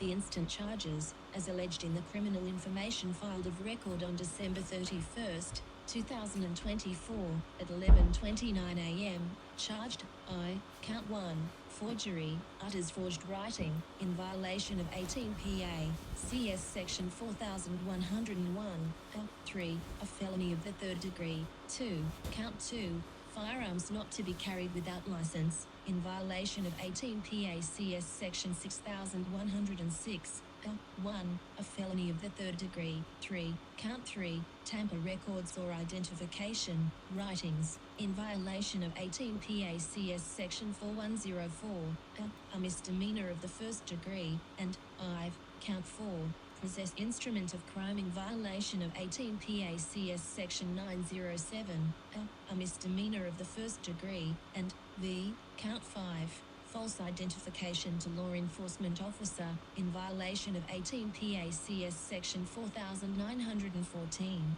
a misdemeanor of the third degree. The defendant believes that the instant charges are not supported by a prima facie case, so that the petitioner's detention or confinement on the instant charges is illegal. 6. Petitioner further avers that any evidence seized, obtained, or in the possession of law enforcement and or the Commonwealth, purportedly in support of any of the instant charges, was obtained illegally and unlawfully for reasons set forth, supra, in defendant's motion to suppress. Page 5-7. The petitioner is not restrained herein by virtue of sentence after conviction for a criminal offence within a contemplation of 42 PA CS Section 6503, B8. The privilege of the writ of habeas corpus is not now suspended in the case of rebellion or invasion when the public safety may require it. 9. Pursuant to PAR Crim P 108, A, venue for this petition for writ of habeas corpus, which challenges the legality of the petitioner's detention or confinement in a criminal matter on the grounds of insufficient evidence of a prima facie case, lies with the Court of Common Pleas of Blair County, being the judicial district in which the order directing the petitioner's detention or confinement was entered. Wherefore, pursuant to 42 PACS Section 6501, etc., the defendant prays that the court issue a writ of habeas corpus and, after requisite proceedings, grant relief by discharging the defendant in the above captioned criminal action. Should discharge in whole not be warranted, quash such charges that are not supported by a prima facie case, and or grant such other relief as justice may require. Motion to suppress evidence, all previous paragraphs are hereby incorporated as though fully set forth herein. On or about December 9th, 2024, at approximately 9:29 a.m. defendant was approached in a McDonald's, located at 407 East Plank Road, Altoona, Pennsylvania 16602 by 2 uniformed, armed, and fully equipped officers of the page 615. The accompanying Altoona police officer Fry positioned himself next to Detwiller's right and next to the dining table, resulting in the formation of a human law enforcement wall, further detaining and totally curtailing defendant's liberty, while additionally restricting defendant's path of travel or ingress/egress from the table at which he was seated. The existence, position, and placement of the two Altoona police officers was intentionally done to further exhibit said officer's authority over defendant. 16. At no time did the two officers indicate that defendant was free to go, nor did they explain the reasons as to why defendant was being detained, other than that he looked suspicious and or overstayed his welcome as a customer at McDonald's. 17. Upon approaching the defendant, Officer Detwiller immediately made commands and instructions to the defendant, including but not limited to providing his identification, standing up, placing hands on head, etc. The totality of the circumstances, including, but not limited to, the positioning, demeanor, mannerisms, commands, directives, instructions and other actions of the Altoona Police Department, showed that at the time the request for identification was made, that compliance with this request was required. 18. Defendant avers that the totality of these circumstances clearly show that he was seized and unlawfully detained at this time, and was in custody of the Altoona Police Department. Any reasonable person in the defendant's position would have thought that he or she was being restrained, detained and otherwise not free to leave. The curtailment of defendant's liberty and the detaining of the page 7 Altoona Police Department Detwiller and Fry said uniforms exhibited badges, patches, and other identifying insignia indicating their identity as police officers. Defendant was seated at a corner dining table that had a wall directly behind him, and to his left, there also was another unoccupied chair to his immediate right. Defendant's only natural path and or route of ingress/egress was to his right. Upon their arrival, Altoona Police Officer Detwiller immediately posted himself to the right of the defendant, and within an approximate arm's length of the defendant. This action taken in order to detain and or totally curtail the liberty of the defendant, and to restrict the defendant's path of travel or ingress/egress from the table where he was sitting. These actions were performed to clearly exhibit said officer's authority over defendant. The unoccupied chair was between the law enforcement officer and the defendant. No explanation was given to the defendant relative to why the police approached him at McDonald's. At most, police indicated that he had looked suspicious and had overstayed his welcome as patron at McDonald's. It is stressed that defendant was being detained, and other than that he merely had overstayed his welcome as a patron at McDonald's. Defendant had been at McDonald's as a paying customer for approximately 30 minutes. It is clear that Altoona Police provides a specious and unreasonable reason for approaching defendant. To it must be assumed that defendant was being detained for an investigation to which he was not informed. Page 8 defendant at this time was in violation and in contravention of the 4th Amendment and the 14th Amendment to the United States Constitution, and under Article 1, Section 8 of the Pennsylvania Constitution, 19. Both police officers from the Altoona Police Department continued to interrogate and question the defendant without any reading of his Miranda rights as required by both the Constitution of the United States as well as the Pennsylvania Constitution. These questions were designed to potentially incriminate the defendant. 20. At no time did the defendant exhibit any threatening gesture or other show of force. 21. Officer Detwiller further directed and commanded the defendant to stand up in order to undergo a Terry frisk, pat down, although no circumstances existed at that time justifying said action. It is averred that said actions were further performed in order to clearly exhibit the Altoona police officers' dominion and control of the defendant, as well as to further exhibit their power and authority over the defendant. 22. The Altoona Police Department took possession and control of identification materials presented by defendant, and continued retention of this material, the positioning of law enforcement officers/personnel, and the retention of a person's identification materials for a background check, evidence of criminal activity, and/or other investigative measures, signal to a reasonable person that they're implicitly commanding that person to remain on scene while doing so. 23. At one point, Officer Detwiller walked outside the McDonald's while in page 9 possession of identification materials. During that brief interval, Officer Fry remained with the defendant within an arm's length and continued to curtail the liberty of the defendant, block his route/path of travel, ingress/egress and movement from the dining table at McDonald's. 24. It is clear that the Altoona police officer used the identification material and other information obtained via their interrogation for use as a background check and other investigative measures. The Altoona Police Department continued to interrogate the defendant. 25. Within minutes, other members of the Altoona Police Department, both uniformed and plainclothes, arrived at the McDonald's. This resulted in the defendant path of travel from the dining table being blocked and prevented by two fully uniformed and armed Altoona police officers. Another fully uniformed and armed Altoona police officer remained on the other side of the dining table. Numerous officers, approximately 3-4, also blocked the path/route of travel from the dining area in which defendant was seated to the service area of the McDonald's. Numerous officers also prevented the defendant from accessing the exit door from the McDonald's. An agent from the Pennsylvania Attorney General's office was also present. 26. A member of the Altoona Police Department questioned the defendant about whether or not a backpack, plastic bag, and other items belonged to the defendant. At the time, the Altoona police officer seized the items and packages and placed them in an area behind law enforcement personnel. At all times thereafter, there remained Altoona police officers stationed between the page 10 defendant and the items of property believed to belong to the defendant. These items of property remained in the control of the Altoona police throughout. Defendant believes this action further supports his belief that he was not free to go. 27.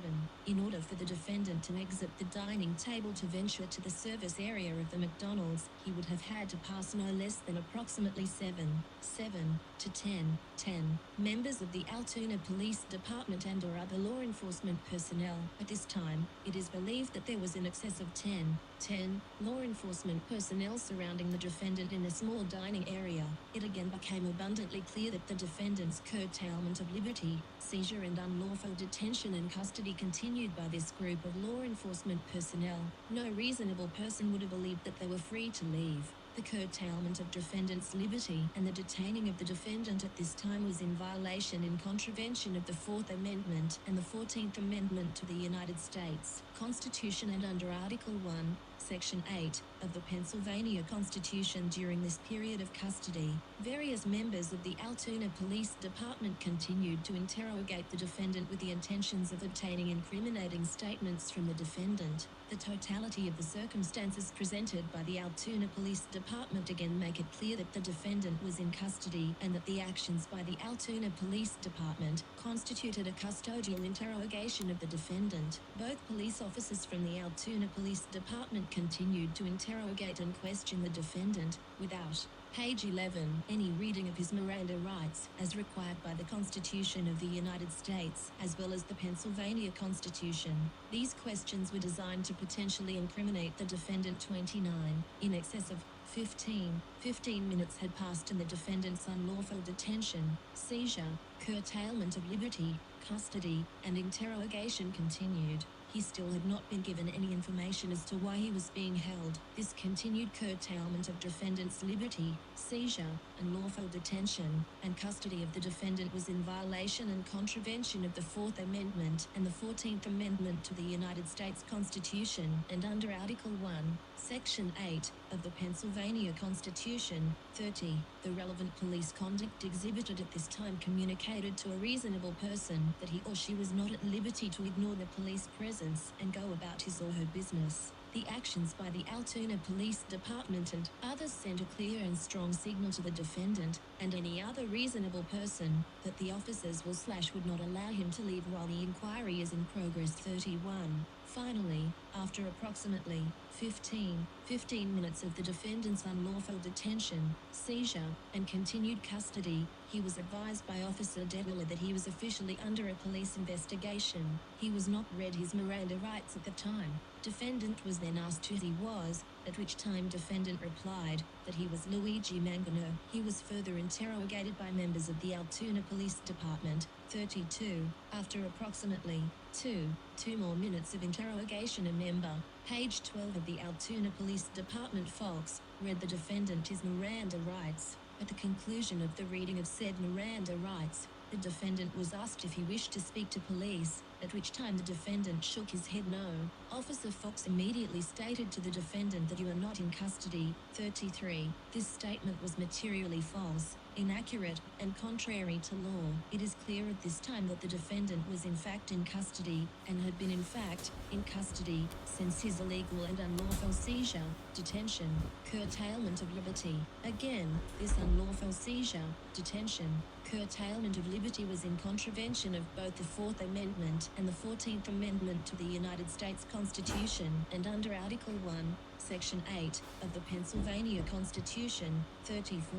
After the defendant shook his head no, indicating he did not want to talk to the police, the Altoona Police Department continued to question and interrogate him anyway.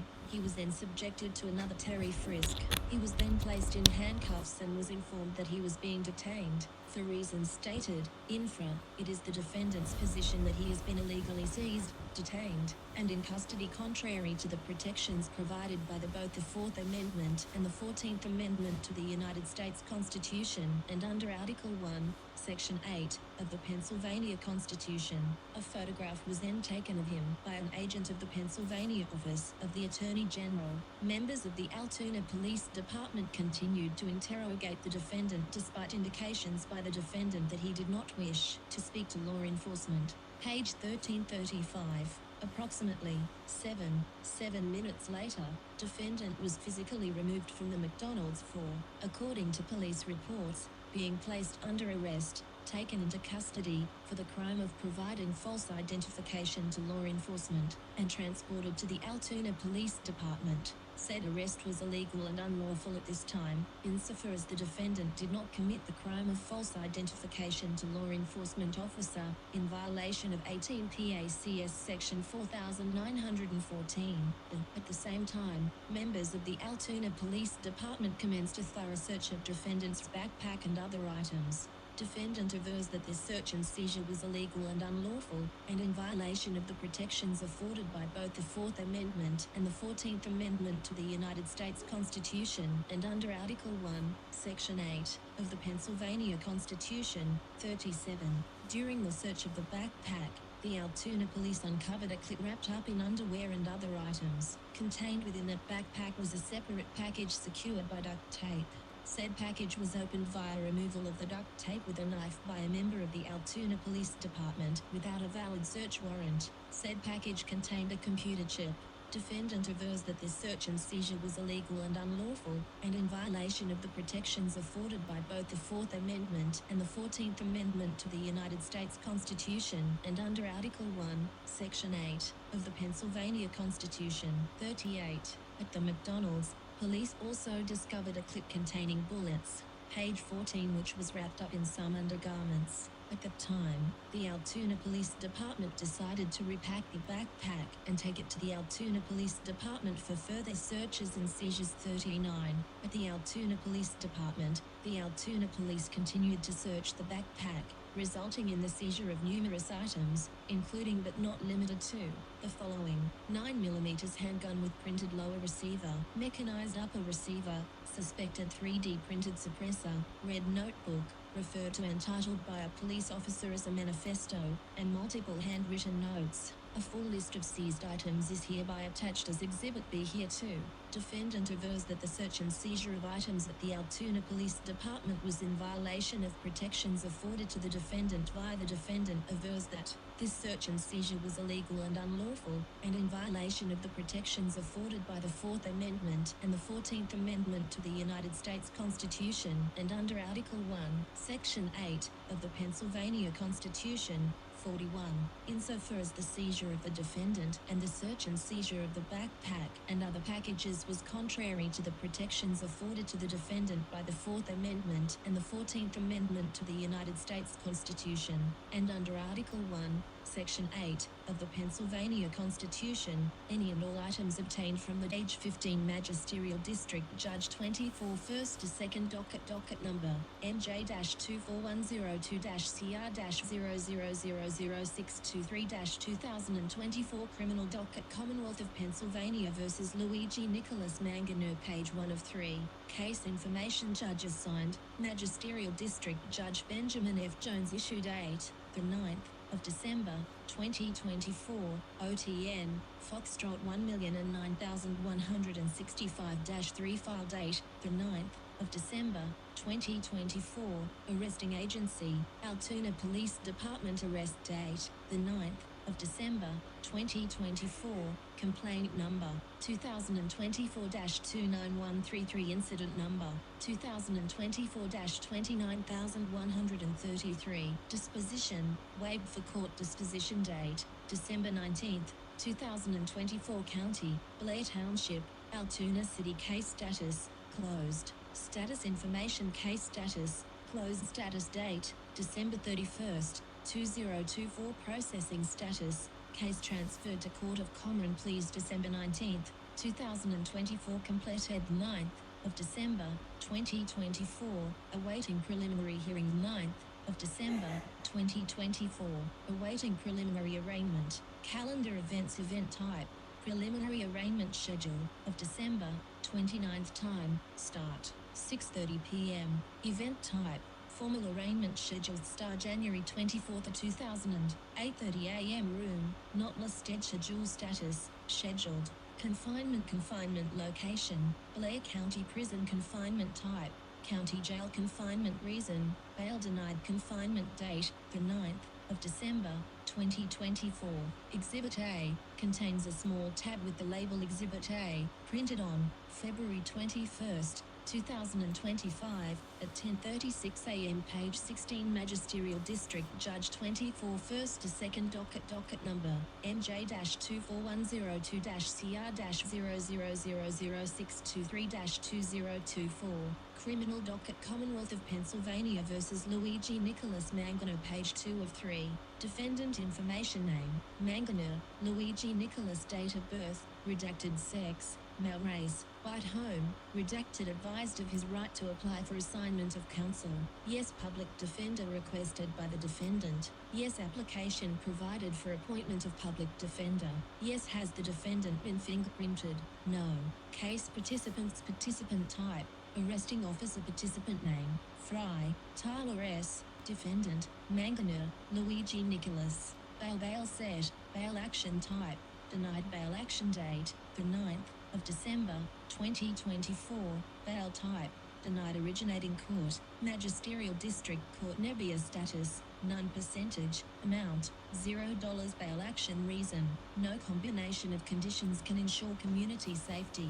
Homicide warrant forthcoming. Charges number 1 statute, 18 section 4101 subsection A3 grade, felony 2 description, forgery, utters forged writing offense date, the 9th of December, 2024, disposition, waived for court number 2 statute, 18 section 6106 subsection A1, grade, felony 3 description, firearms not to be carried without a license offense date, the 9th of December, 2024, disposition, waived for court number 3 statute, 18 section 4104 subsection A grade, misdemeanor 1 description, tamper records or identification writing offense date, the 9th of December, 2024, disposition, waived for court number 4 statute, 18 section 907 subsection A grade, misdemeanor 1 description, possession of instrument of crime with intent offense date, the 9th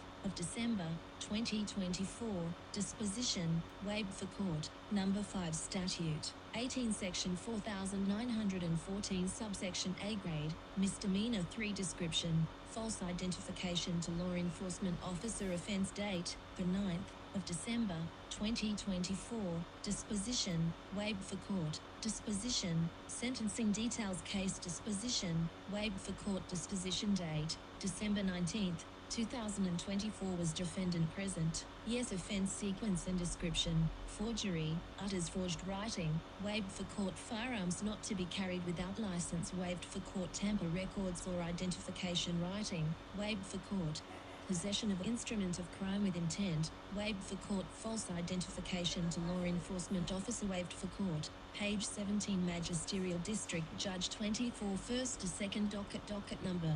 MJ-24102-CR-0000623-2024 Criminal Docket Commonwealth of Pennsylvania vs. Luigi Nicholas Mangione, Attorney Information District Attorney name, Blair County District Attorney's Office representing, Commonwealth of Pennsylvania Counsel status, active Supreme Court listed, phone no, redacted, address, redacted private name, Thomas M. Dickey, Esquire representing, Mangione, Luigi Nicholas Counsel status, active Supreme, 041475 phone no, redacted address, redacted, docket entry information file date, December 19th, 2024 entry, notice of intent to waive formal arraignment at common pleas filer, Luigi Nicholas Mangione applies to, Luigi Nicholas Mangione, defendant filed date, December 19th, 2024 entry, preliminary hearing waived pursuant to agreement, Rule 541 open parenthesis A close parenthesis.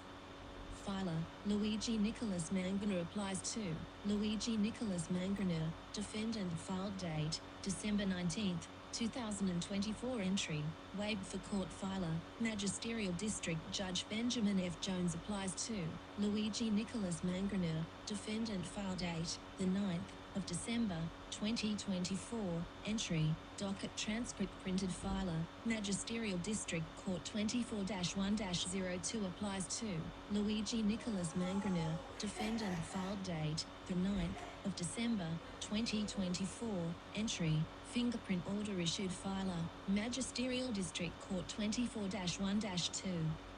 Applies to, Luigi Nicholas Mangione, defendant file date, the 9th of December, 2024, entry, commitment printed, bail denied filer, Magisterial District Court 24-1-02 applies to, Luigi Nicholas Mangione, defendant file date, the 9th of December, 2024, entry, criminal complaint filed filer, Magisterial District Court 24-1-2, MDJS 1200 page 3 of 3 printed, February 21st, 2025, 10:36A meters, page 18 Commonwealth of Pennsylvania receipt, inventory of seized property County of Blair docket number, police incident number, 2024-29133 warrant control number, date of search, 12-9-2024 time of search, 1827 inventory page number, 1 of 2 pages issuing authority,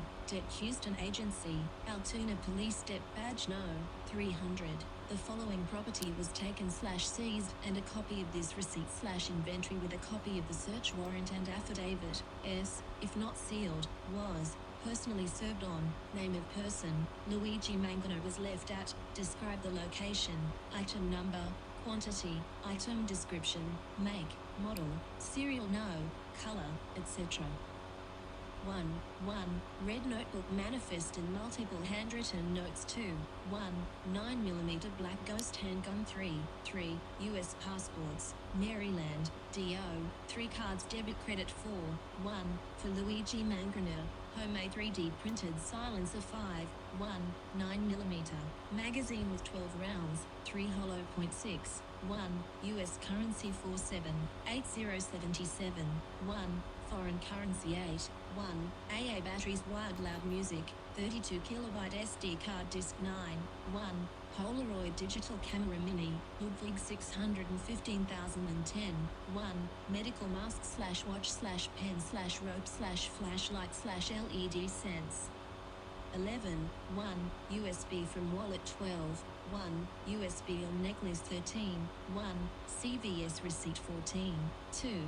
USB X2 per mini SIM card 15. 1. Pouch, knife, razor, screwdriver, pliers and zippers 16. 1. Best Buy receipt 17. 1. Costco Grey Squad bus ticket / Philly to Pittsburgh 18. 1. Fake NJDL, iDrop trip ticket / Visa gift card 19. 2. 2 handwritten notes 20. 1. Medical face mask, 25 count 21. 1. Handwritten note from backpack 22. 1. iPhone no SIM card 23. 1. MacBook Pro laptop 24. 1. Black Mickey hat 25.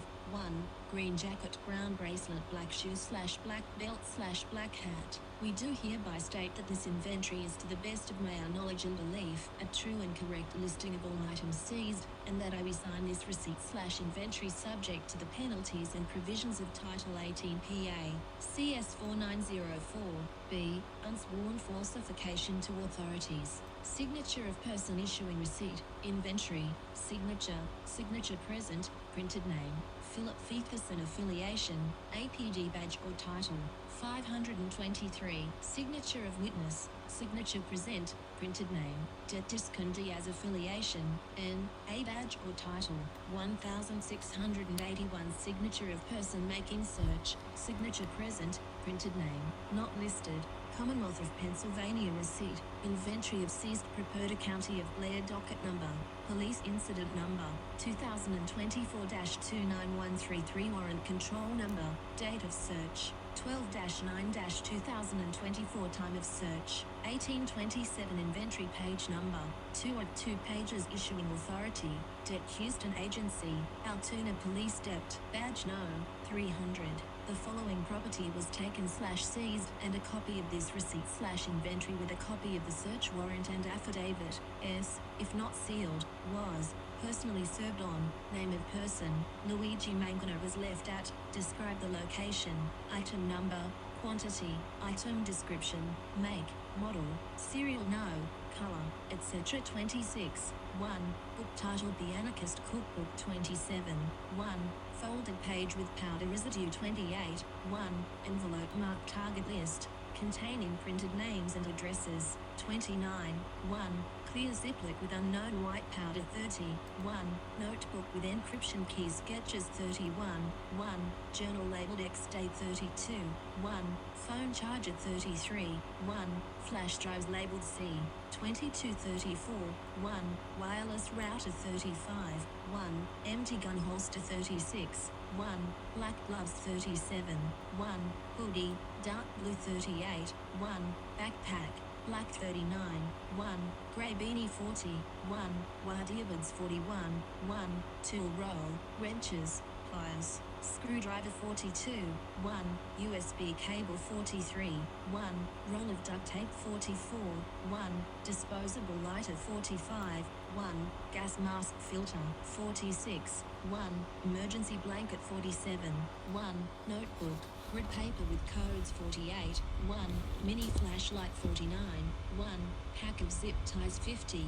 1. Folded map, marked in red ink. We do hereby state that this inventory is, to the best of my knowledge and belief, a true and correct listing of all items seized, and that I resign this receipt/inventory subject to the penalties and provisions of Title 18 PA, CS 4904B, unsworn falsification to authorities. Signature of person issuing receipt, inventory, signature present, printed name, Philip Feithkerson affiliation, APD badge or title, 523 signature of witness, signature present, printed name, Detiscon Diaz affiliation, N, A badge or title, 1681 signature of person making search, signature present, printed name, not listed.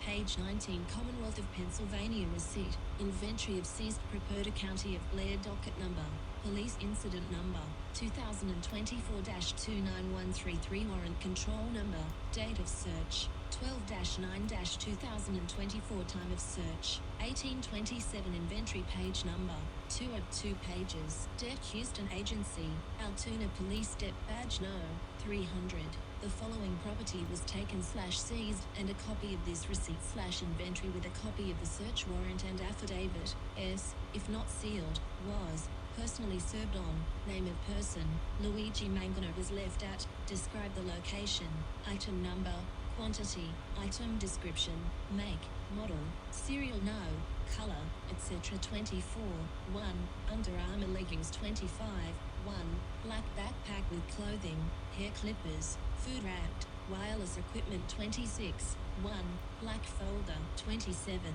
1, black jeans, black neck guard. Signatures and affirmations follow.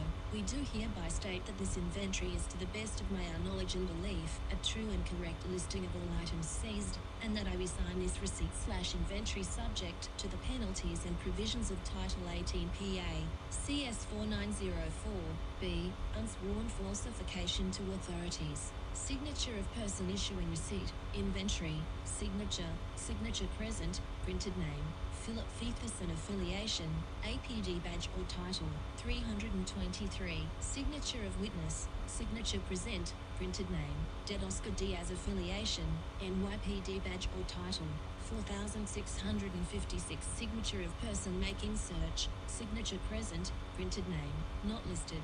Page 20 Public Access Policy Certification. I certify that this filing complies with the provisions of the Public Access Policy of the Unified Judicial System of Pennsylvania. Case records of the appellate and trial courts that require filing confidential information and documents differently than non-confidential information and documents. Page 21 In the Court of Common Pleas of Blair County, Pennsylvania Criminal Division, Commonwealth of Pennsylvania No.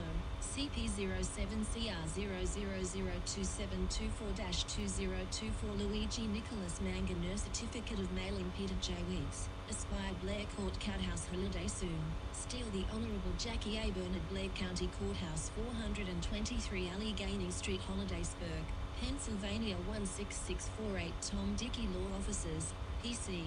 Page 22 Wherefore, the defendant gives notice of the reservation of the right to supplement and or to amend this omnibus pre-trial motion for relief and to move for leave to supplement and or to amend, and the defendant will so move as grounds therefore may from time to time appear. Further, pursuant to PAR, Crim P575, A2E, hearing, if the averments hereof are denied by the Commonwealth, and argument on this omnibus motion are hereby requested, and, for purposes of PAR, Crim P575, A2F, it is certified that, concurrently with filing, a true and correct copy of this motion has been served upon the Attorney for the Commonwealth, Peter Weeks, Esquire, District Attorney of Blair County, The 27th of February 2025, Luigi Mangione's Transylvania attorney disputes with evidence that was held against them, disputes evidence that was not shown or given to them, and also of his Miranda rights were not told to him 17 minutes later after he's been arrested and questioned by police. He disputes the evidence because anything that was used in that time cannot be used for evidence to be used against Luigi Mangione. If you guys don't really know what Miranda rights mean,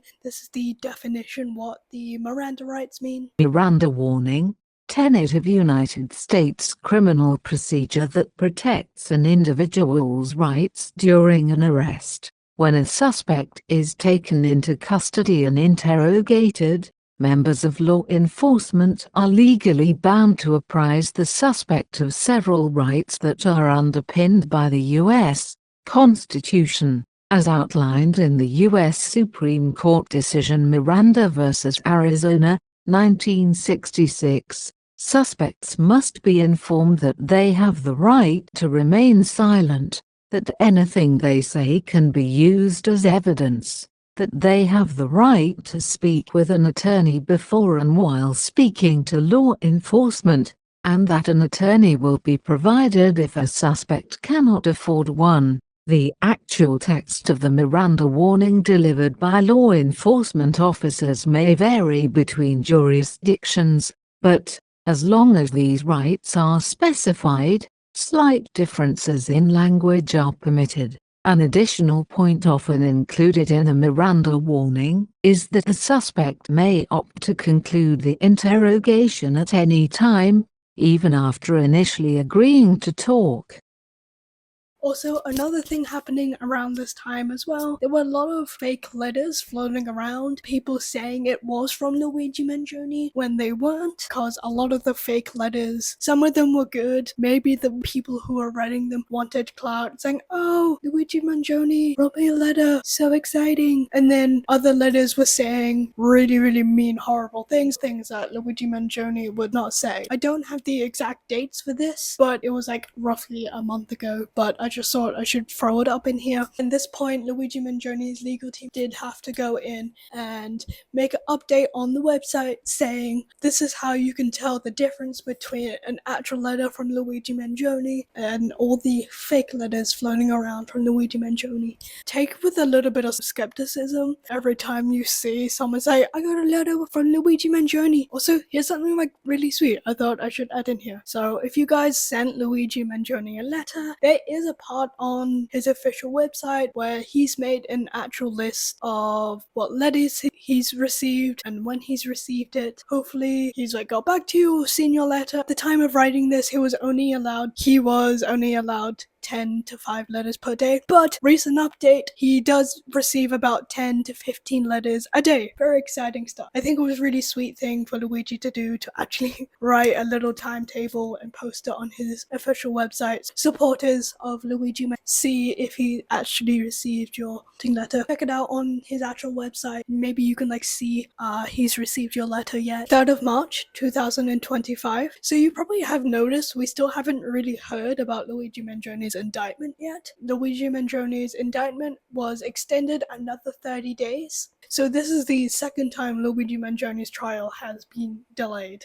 It's slowly starting to get more suspicious why they keep delaying it. Like, if the police are so certain they have the right guy and they have all the evidence, allegedly, against Luigi Mangione to prosecute him, why are they keep delaying it? My opinion. The 11th of March 2025, Transylvania case update. This is the file. Page 1. Original in the Court of Common Pleas of Blair County, Pennsylvania, Commonwealth of Pennsylvania, no CP 07CR0002724-20240 TNF 1,009,165-3 versus Luigi Nicholas Mangione supplemental amended omnibus pre-trial motion for relief, and now comes Luigi Nicholas Mangione, defendant above named, by and through his attorney, Thomas M. Dickey, Esquire, and, pursuant to PAR, Crim P578, etc., submits the following petition for writ of habeas corpus. 1. The defendant, the petitioner herein, is restrained of his liberty in the instant charges, inasmuch as bail was denied at preliminary arraignment by Magisterial District Judge Benjamin Frederick Jones of this judicial district, by order entered at MJ 24102 CR 0000623-2024 on December 9th, 2024, which bail has not been modified or reduced. A preliminary hearing was originally scheduled for December 23, 2024, however, was moved and rescheduled for December 19, 2024, in order to coincide with an extradition hearing scheduled for the same date. In proceedings before Magisterial District Judge Jones, District 241-02, at MJ24102CR0000623-2024, on December 19, 2024, the defendant waived the instant charges to the Court of Common Pleas of Blair County. This Page 2. Waiver was subject to a contemporaneous agreement pursuant to PAR, Crim P541A, appearing of record on the docket at MJ 24102 CR 0000623-2024, which thereby preserved a later challenge to the sufficiency of the Commonwealth's prima facie case, as set forth in the copy of a page in the docket entries of said proceedings available from the UJS portal, attached as Exhibit A hereto. The instant charges, as alleged in the criminal information filed of record on December 31, 2024, at 11:29 a.m., charged, I, Count 1, forgery, utters forged writing, in violation of 18 PA, CS Section 4101, 3, a felony of the third degree, 2, Count 2, firearms not to be carried without license, in violation of 18 PA CS Section 6106,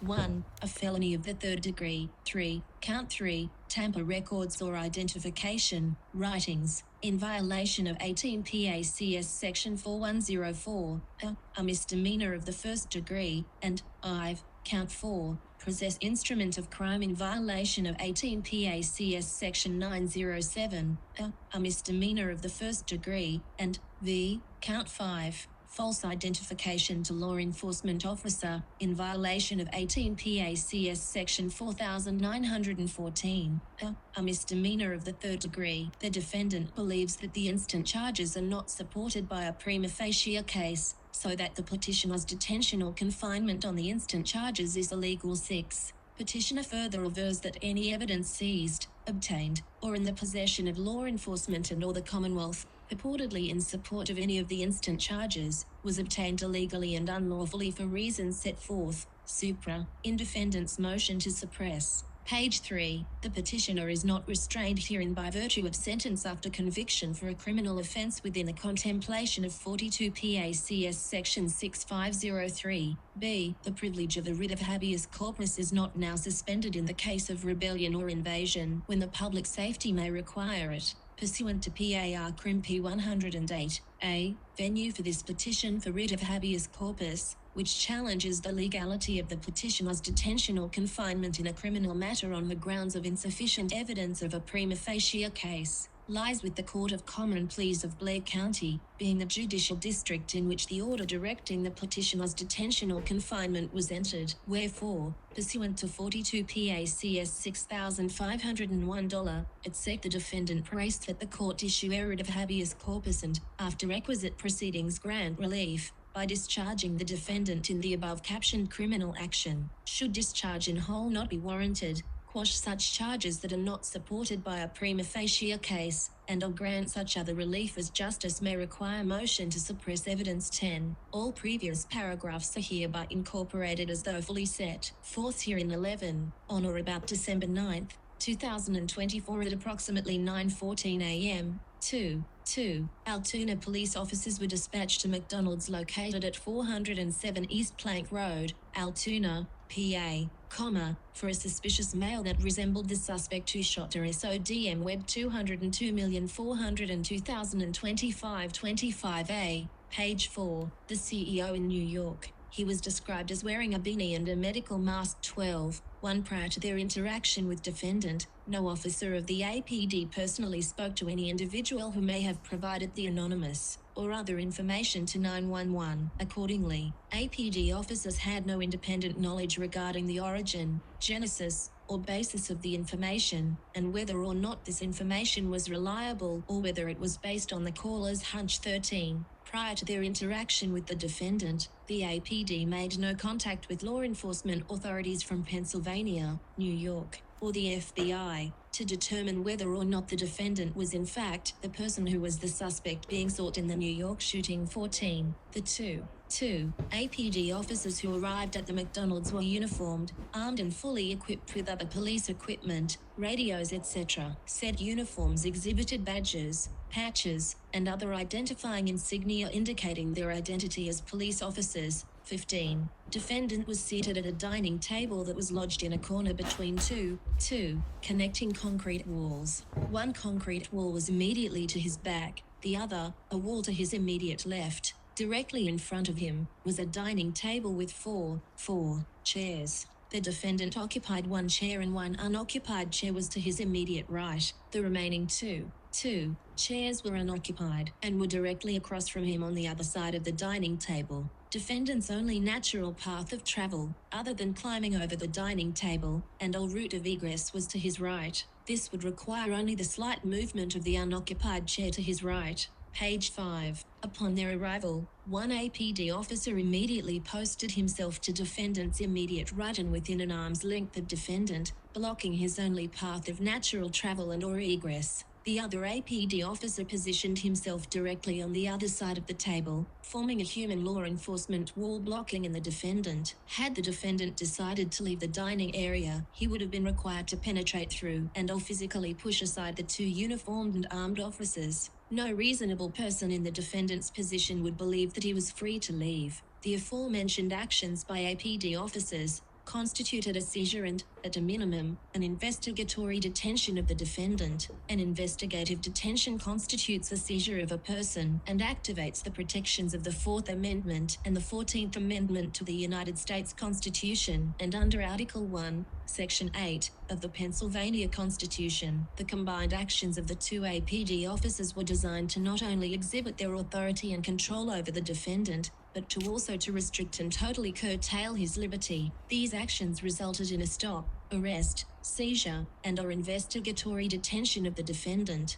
At the time of the stop, arrest, seizure, and or investigatory detention of the defendant, the APD lacked reasonable suspicion to engage in such activity. Said actions were in violation of the protections afforded to the defendant under the Fourth Amendment and the 14th Amendment to the United States Constitution, and under Article 1, page 6, Section 8, of the Pennsylvania Constitution. 20. Prior to this stop, arrest, seizure and or detention of the defendant, the APD officers had no articulable facts and observed no criminal conduct on the part of the defendant, nor any other evidence indicating that any criminal activity was afoot. Accordingly, APD lacked reasonable suspicion to engage in this activity. At no time did the defendant exhibit any threatening gesture or show of force. These actions by APD were in violation of the protections afforded to the defendant under the Fourth Amendment and the 14th Amendment to the United States Constitution, and under Article 1,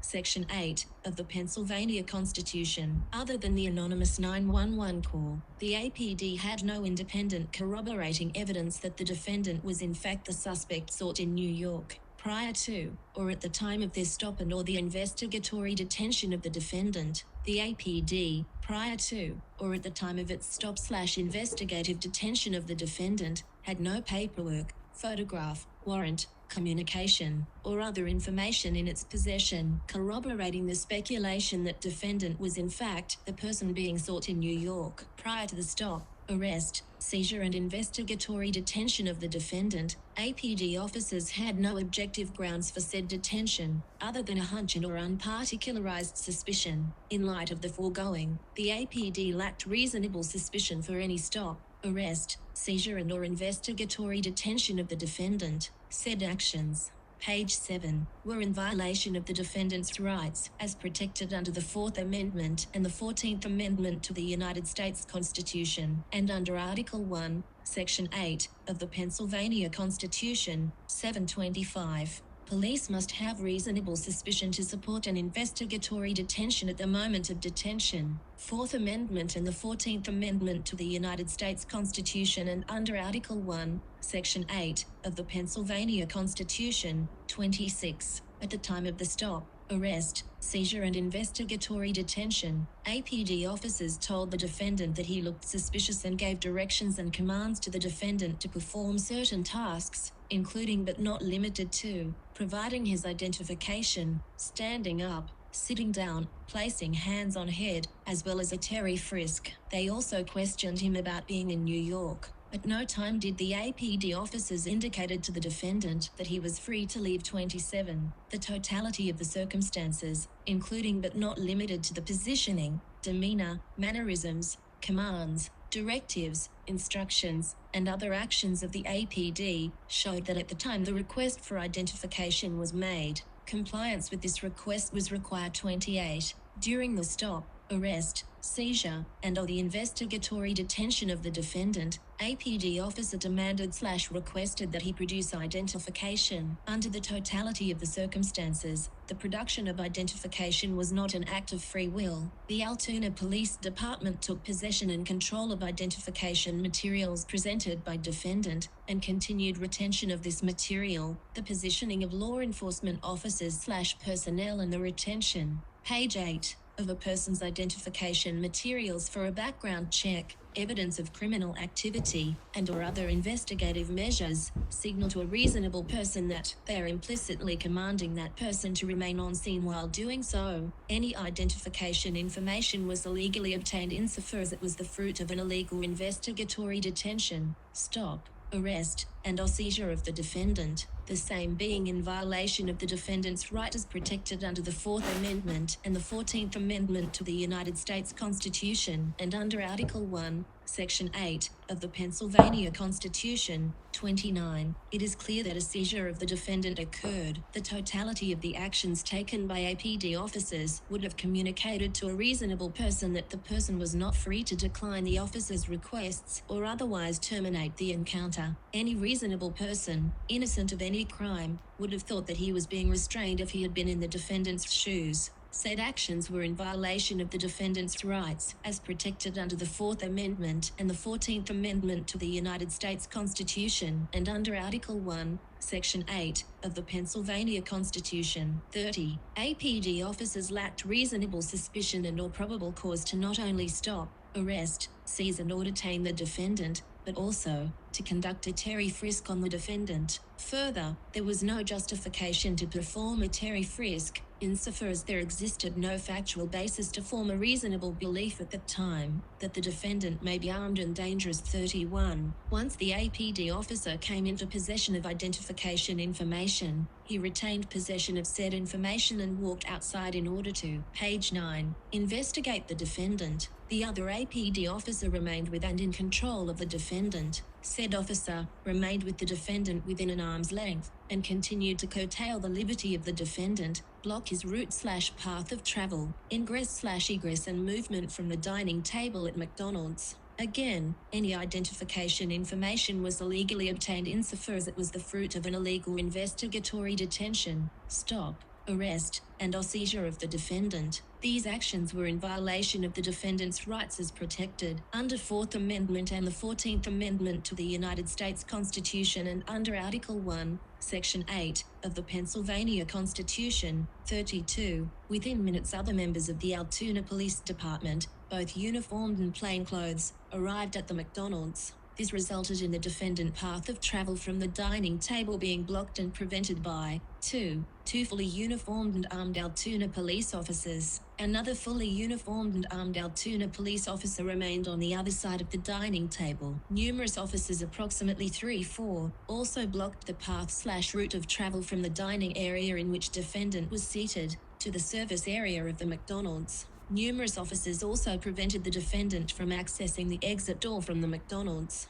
An agent from the Pennsylvania Attorney General's office was also present. 33. A member of the Altoona Police Department questioned the defendant about whether or not a backpack, plastic bag, and other items belonged to the defendant. At the time, the Altoona police officer seized the items and packages, page 10, and placed them in an area behind law enforcement personnel so that several police officers were positioned between the defendant and the seized items. At all times thereafter, Altoona police officers remained stationed between the defendant and the items of property believed to belong to the defendant. These items of property remained in the control of the Altoona police throughout. Defendant believes this action further supports his belief that he was not free to go. The APD officers continued to illegally detain the defendant while additional units were asked to arrive on scene in order to assist in identifying the defendant as the suspect allegedly involved in the New York shooting. These 8 to 10 additional persons included additional APD officers as well as agents from the Pennsylvania Attorney General's office. These personnel positioned themselves in a manner to block all exits from the McDonald's as well as other pathways of ingress and egress to other parts of the restaurant 36. In order for the defendant to exit the dining table to venture to the service area of the McDonald's, he would have had to pass no less than approximately 7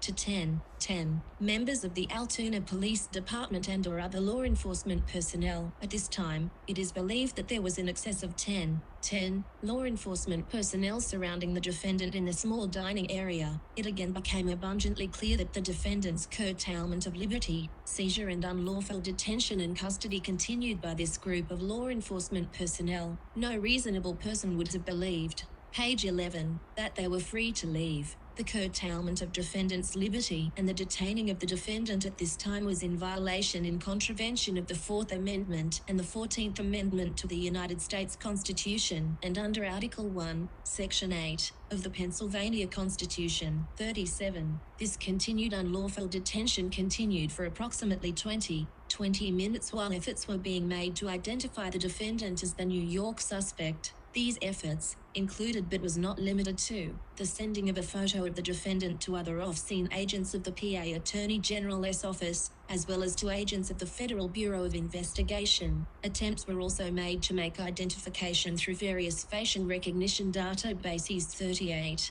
No official identification of the defendant as being the suspect from New York was ever made by any law enforcement personnel from the state of New York, the Pennsylvania Attorney General's office, or the FBI. Further, no information or responses to facial recognition requests were received by APD or other law enforcement personnel. 39. No name of the suspect wanted in the New York shooting, nor any warrant for arrest of any suspect or defendant was provided to APD or other law enforcement personnel by the FBI or the state of New York. 40. No independent identification or other verification was made nor transmitted by the state of New York or FBI. 41. Any purported identification of the defendant as the person wanted in New York was speculative and based on a hunch. Further, any purported identification was made long after defendant had been illegally stopped, arrested, page 12, seized and or detained, in violation of the defendant's rights as protected under the 4th Amendment and the 14th Amendment to the United States Constitution and under Article 1, Section 8 of the Pennsylvania Constitution. 42.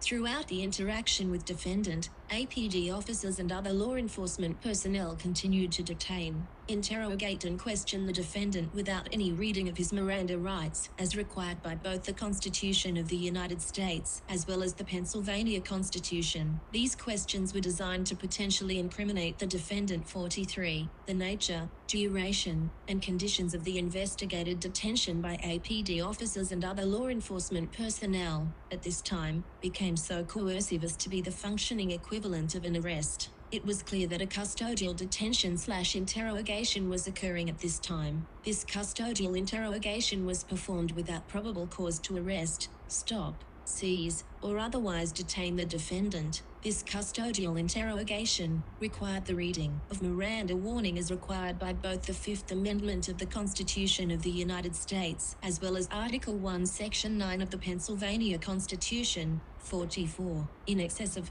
15 minutes had passed and the defendant's unlawful detention, seizure, curtailment of liberty, custody, and interrogation continued. He still had not been given any information as to why he was being held. This continued curtailment of defendant's liberty, seizure, and lawful detention, and custody of the defendant was in violation and contravention of the 4th Amendment and the 14th Amendment to the United States Constitution, page 13, and under Article 1, Section 8 of the Pennsylvania Constitution. The relevant police conduct exhibited at this time communicated to a reasonable person that he or she was not at liberty to ignore the police presence and go about his or her business. The actions by the Altoona Police Department and others sent a clear and strong signal to the defendant, and any other reasonable person, that the officers would not allow him to leave while the inquiry is in progress. Finally, after approximately 15 minutes of the defendant's unlawful detention, seizure, and continued custody, he was advised by Officer Dedwiller that he was officially under a police investigation. He was not read his Miranda rights at the time. Defendant was then asked who he was, at which time defendant replied that he was Luigi Mangione. He was further interrogated by members of the Altoona Police Department, 47. After approximately two more minutes of interrogation, a member of the Altoona Police Department, Fox, read the defendant his Miranda rights. At the conclusion of the reading of said Miranda rights, the defendant was asked if he wished to speak to police, at which time the defendant shook his head no. Officer Fox immediately stated to the defendant that you are not in custody, 48. This statement was materially false, inaccurate, and contrary to law. It is clear at this time that the defendant was in fact in custody, and had been in fact in custody, since his illegal and unlawful seizure, detention, curtailment of liberty. Again, this unlawful seizure, detention, curtailment of liberty was in contravention of both the 4th Amendment and the 14th Amendment to the United, page 14, States Constitution, and under Article 1, Section 8, of the Pennsylvania Constitution, 49. After the defendant shook his head no, indicating he did not want to talk to the police, the Altoona Police Department continued to question and interrogate him anyway. He was then subjected to another Terry frisk. He was then placed in handcuffs and was informed that he was being detained. For reasons stated, infra, it is the defendant's position that he had already been illegally seized, detained, arrested, and in custody contrary to the protections provided by both the 4th Amendment and the 14th Amendment to the United States Constitution, and under Article 1, Section 8, of the Pennsylvania Constitution. A photograph was then taken of him by an agent of the Pennsylvania Office of the Attorney General. Members of the Altoona Police Department continued to interrogate the defendant despite indications by the defendant that he did not wish to speak to law enforcement. 50. Approximately 7 minutes later, defendant was physically removed from the McDonald's due to, according to police reports, being placed under arrest, taken into custody for the crime of providing false identification to law enforcement, and transported to the Altoona Police Department. Said arrest was illegal and unlawful at this time, insofar as the defendant did not commit the crime of false identification to law enforcement officer, in violation of 18 PA, CS Section 4914, of 51. Any arrest of the defendant at the time was illegal, and or any charges alleged against him was based on evidence received as a fruit of an illegal stop. Page 15. Seizure, detention, and or arrest. All actions of law enforcement personnel on that date being both singularly and collectively in violation of the defendant's rights as protected by the 4th Amendment and the 14th Amendment to the United States Constitution, and under Article 1, Section 8, of the Pennsylvania Constitution, 52. At the same time, members of the Altoona Police Department commenced a thorough search of defendant's backpack and other items while at McDonald's. Defendant avers that this search and seizure was illegal and unlawful, insofar as the same was undertaken without a warrant and subsequent to an unlawful arrest, all being in violation of the protections afforded by both the 4th Amendment and the 14th Amendment to the United States Constitution, and under Article 1, Section 8, of the Pennsylvania Constitution, 53. During the search of the backpack, the Altoona police uncovered a clip wrapped up in underwear and other items. Contained within that backpack was a separate package secured by duct tape. Said package was opened via removal of the duct tape with a knife by a member of the Altoona Police Department without a valid search warrant, and without other legal justification. Said package contained a computer chip. Defendant avers that this search and seizure was illegal and unlawful, and in violation of the protections afforded by both the 4th Amendment and the 14th Amendment to the United States Constitution, and under Article 1, Section 8, of the Pennsylvania Constitution, 54. At the McDonald's, police also discovered a clip containing bullets which was wrapped up in some undergarments. At the time, the Altoona Police, page 16, Department decided to repack the backpack and take it to the Altoona Police Department for further searches and seizures. At no time did APD or other law enforcement obtain a valid warrant to search said items. Defendant avers that this search and seizure was illegal and unlawful, and in violation of the protections afforded by both the 4th Amendment and the 14th Amendment to the United States Constitution and under Article 1, Section 8, of the Pennsylvania Constitution, 55. At the Altoona Police Department, the Altoona Police continued to search the backpack, resulting in the seizure of numerous items, including but not limited to the following: 9mm handgun with printed lower receiver, mechanized upper receiver, suspected 3D printed suppressor, red notebook, referred to and titled by a police officer as a manifesto, and multiple handwritten notes. A full list of seized items is hereby attached as Exhibit B hereto. 56. Again, defendant avers that the search and seizure of items at the Altoona Police Department was in violation of protections afforded to the defendant via the defendant avers that this search and seizure was illegal and unlawful, and in violation of the protections afforded by the 4th Amendment and the 14th Amendment to the United States Constitution and under Article 1, Section 8, of the Pennsylvania Constitution, 57, insofar as the arrest, seizure, and detention of the defendant, as well, page 17, as in the search and seizure of the backpack and other packages, was contrary to the protections afforded to the defendant by the 4th Amendment and the 14th Amendment to the United States Constitution and under Article 1, Section 8, of the Pennsylvania Constitution, any and all items obtained from the defendant on December 9,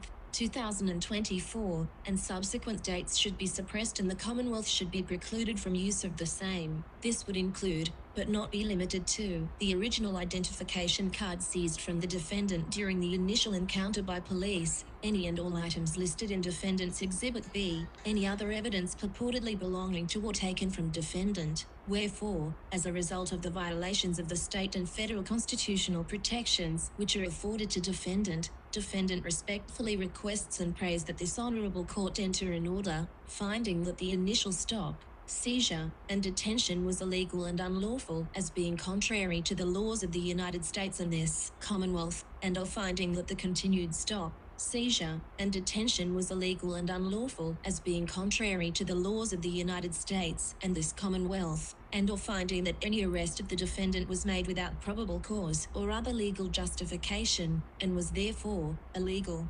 unlawful, page 18, and contrary to the laws of the United States and this Commonwealth, and or suppressing and excluding any physical evidence seized and or provided by the defendant, insofar as the same was obtained contrary to the laws of the United States and this Commonwealth, and or suppressing and excluding any and all statements uttered, made, and or obtained from the defendant, the same being detained contrary to the laws of the United States and this Commonwealth, and or suppressing and excluding all evidence seized as a result of the warrantless search of defendant and his property, including, but not limited, to the original identification card seized by the Altoona Police as well as all items listed in the defendant's Exhibit B and or suppressing and excluding any and all other evidence that has been seized as the fruit of the poisonous tree, and or any other relief deemed appropriate motion to suppress, warrantless search of backpack, bag, envelopes, containers, computer chips and other property purported to belong and or to be in possession of defendant 58.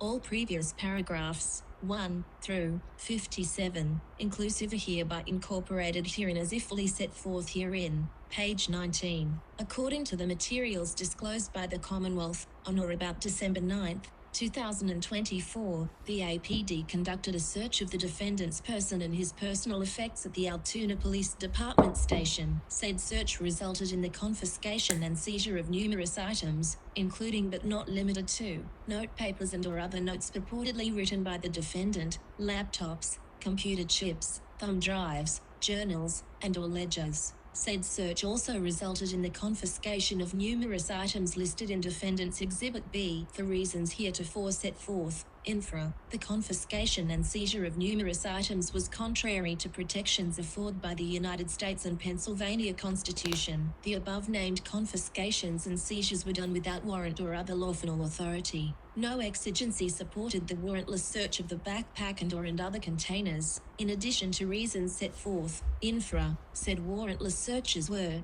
under the totality of the circumstances, unreasonable and violated the defendant's protections under the 4th Amendment and the 14th Amendment to the United States Constitution and under Article 1, Section 8 of the Pennsylvania Constitution. Motion to suppress DNA, page 20. All previous paragraphs 1 through 64, inclusive, are hereby incorporated herein as if fully set forth herein. While illegally seized, arrested, and detained, the defendant was provided food and soda while at the Altoona Police Department station. The purposes for the same was to obtain DNA from the defendant for further investigative purposes, insofar as the defendant's detention was illegal for reasons set forth. Infra, any and all DNA samples, profiles, etc. were poisonous fruits obtained in violation of the protections afforded the defendant by the constitutions of both the United States and this Commonwealth. Wherefore, the defendant prays and requests that the court suppress any and all DNA samples,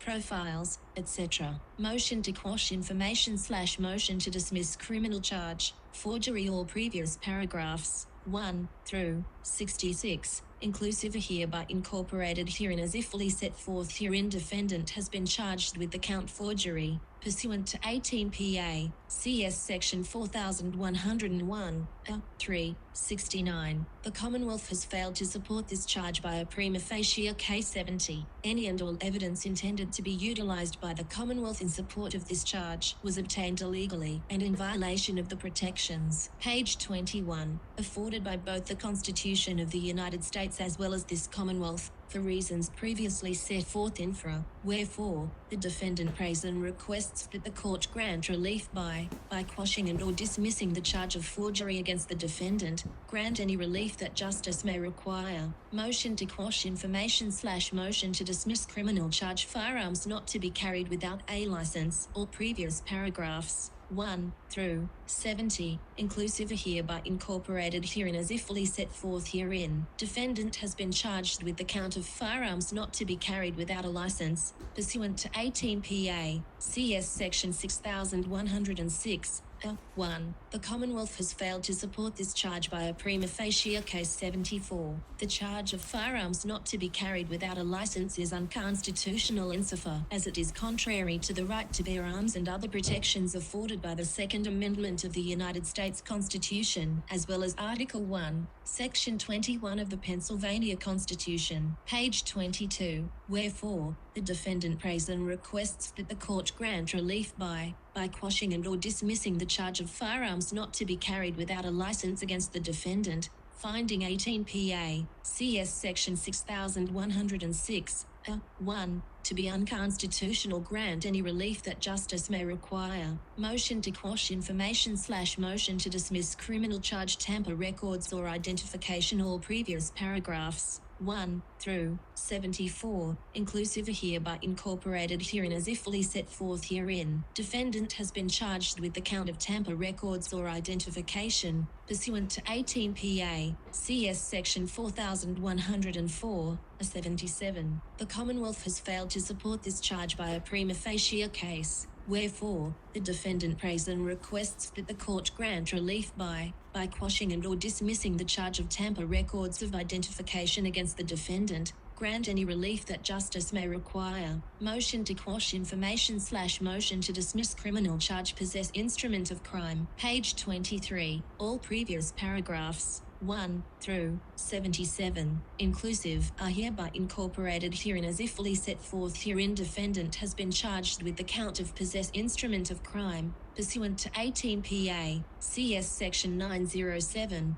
The Commonwealth has failed to support this charge by a prima facie case 81. The charge of possess instrument of crime is unconstitutional insofar as it is contrary to the right to bear arms and other protections afforded by the 2nd Amendment of the United States Constitution, as well as Article 1, Section 21 of the Pennsylvania Constitution. Wherefore, the defendant prays and requests that the court grant relief by quashing and or dismissing the charge of possess instrument of crime against the defendant, finding 18 PA, CS Section 907, to be unconstitutional, grant any relief that justice may require. Motion to quash information/motion to dismiss criminal charge false identification to law enforcement officer. All previous paragraphs 1 through 81, inclusive, are hereby incorporated herein as if fully set forth herein. Defendant has been charged with the count of false identification to law enforcement officer, pursuant to 18 PA, CS Section 4914. Page 24, 84. The Commonwealth has failed to support this charge by a prima facie case. Wherefore, the defendant prays and requests that the court grant relief by quashing and or dismissing the charge of false identification to law enforcement officer, by quashing and or dismissing the charge of possess instrument of crime against the defendant, finding 18 PA, CS Section 907, to be unconstitutional. Grant any relief that justice may require. Motion to suppress search warrant, the 12th of October 2024, 12:17 p.m. All previous paragraphs 1 through 84, inclusive, are hereby incorporated herein as if fully set forth herein. On December 10th, 2024, on or about 12:17 p.m., the Honourable Judge David B. Consiglio issued a search warrant which defined the items then seized as property of Luigi Mangione, namely a pair of light grey underwear, black in colour pair of socks, blue jeans, and blue Columbia thermal, to store and ultimately transfer to the custody of the New York Police Department. Described the premises and or person to be searched as property of Luigi Mangione, dogged 5th of June 1998. Currently being stored by the Pennsylvania Department of Corrections and to be transferred into the custody of the Blair County Sheriff's Office. Page 25, 87. Copies of the search warrant application, affidavit and receipt and inventory are not attached by virtue of an order issued by the Honourable Judge David B. Consiglio, dated the 12th of December 2024, sealing the same for good cause. 88. From the information known to the defendant, there appears no basis for a hearing pursuant to Franks v. Delaware, 438 U.S. 154, 1978, and no Franks hearing is requested at this point. The affidavit fails to state probable cause. Absent probable cause, the issuance of the search warrant violated the 4th Amendment and 14th Amendment to the United States Constitution and of Article 1, Section 8, of the Pennsylvania Constitution. Wherefore, the court has requested to suppress all and any evidence seized pursuant to the search warrant identified in paragraph 86, herein above and issued on December 12, 2024 at or about 12:17 p.m. and the fruits thereof. Motion to suppress search warrant, the 12th of September 2024, 6 p.m. All previous paragraphs 1 through 89, inclusive, are hereby incorporated herein as if fully set forth herein. On or about the 12th of September 2024 at or about 6 p.m., the Honourable Judge David B. Consiglio issued a search warrant which identified the items to be searched and seized as electronic devices, including but not limited to all cell phones or laptops, firearms,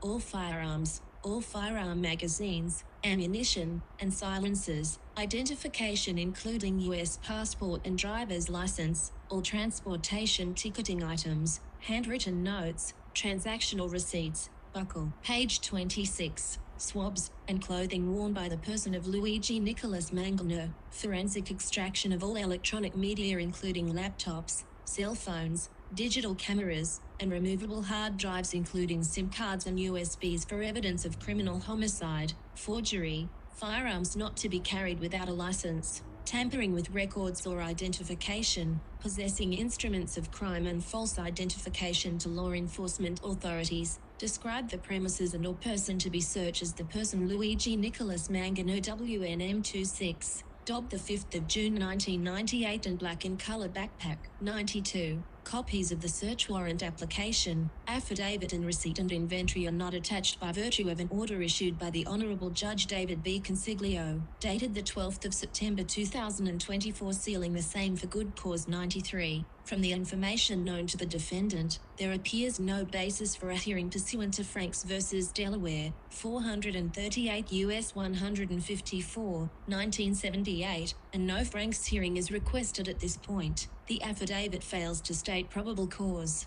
Absent probable cause, the issuance of the search warrant violated the 4th Amendment and 14th Amendment to the United States Constitution and of Article 1, Section 8, of the Pennsylvania Constitution. Wherefore, the court is requested to suppress all and any evidence seized pursuant to the search warrant identified in paragraph 86, herein above and issued on December 12, 2024 at or about 12:17 p.m. and the fruits thereof. Motion to suppress statements allegedly made at arraignment. Page 27. All previous paragraphs, 1 through 95, inclusive are hereby incorporated herein as if fully set forth herein. It is alleged that during the arraignment before Magistrate Ben Jones, the defendant made certain statements. Defendant had previously invoked his Fifth Amendment right to remain silent as protected by the Fifth Amendment of the Constitution of the United States, as well as Article 1, Section 9, of the Pennsylvania Constitution. Said statements were obtained in violation of the aforesaid protections. The purported meaning of the statements is based on speculation by the Altoona Police Department.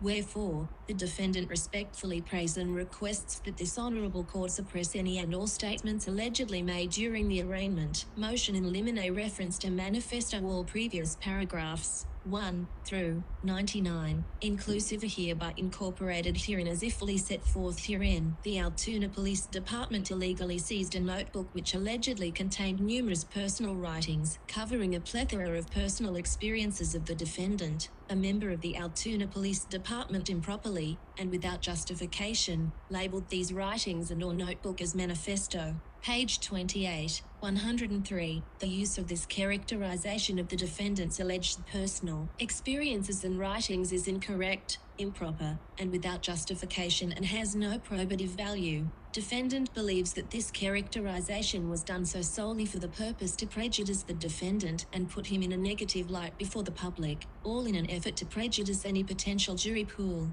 Wherefore, the defendant prays and requests that the court preclude the Commonwealth from referring to any writings purported to be authored by the defendant as a manifesto. Motion to supplement and or to amend, pending receipt of disclosures and discovery pursuant to PAR, Crim P573B, and PAR, Crim P573E, as herein above requested, and or as otherwise obtained. The defendant reserves the right to supplement and or to amend this omnibus pre-trial motion for relief and to move for leave to supplement and or to amend. Wherefore, the defendant gives notice of the reservation of the right to supplement and or to amend this omnibus pre-trial motion for relief and to move for leave to supplement and or to amend, and the defendant will so move as grounds therefore may from time to time appear. Further, pursuant to PAR, Crim P575A, 2E, hearing, if the averments hereof are denied by the Commonwealth, and argument on this omnibus motion are hereby requested. Request to drop all evidence against Luigi Mangione.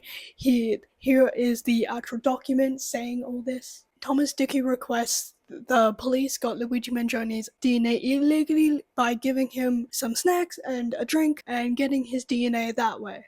Very sketchy stuff happening. So like you can see when we're slowly going on into this case, you can see very much there's still a lot of holes in the like police story of like how they're trying to convict Luigi Mangione. That's what I was noticing quite a bit when I was researching this, or like when I kept seeing more and more evidence and updates during the last month, not just in my main research that I've been doing for this. And his attorney also says if they use that evidence, it is basically using the fruit of the poison tree. I'll put a definition of what fruit from the poisonous tree means. It's very interesting. I kind of like it. I'll put it up on screen for you guys here. The fruit of the poisonous tree is a legal metaphor that states evidence obtained through a tainted source, illegal or improper conduct, is also inadmissible in court.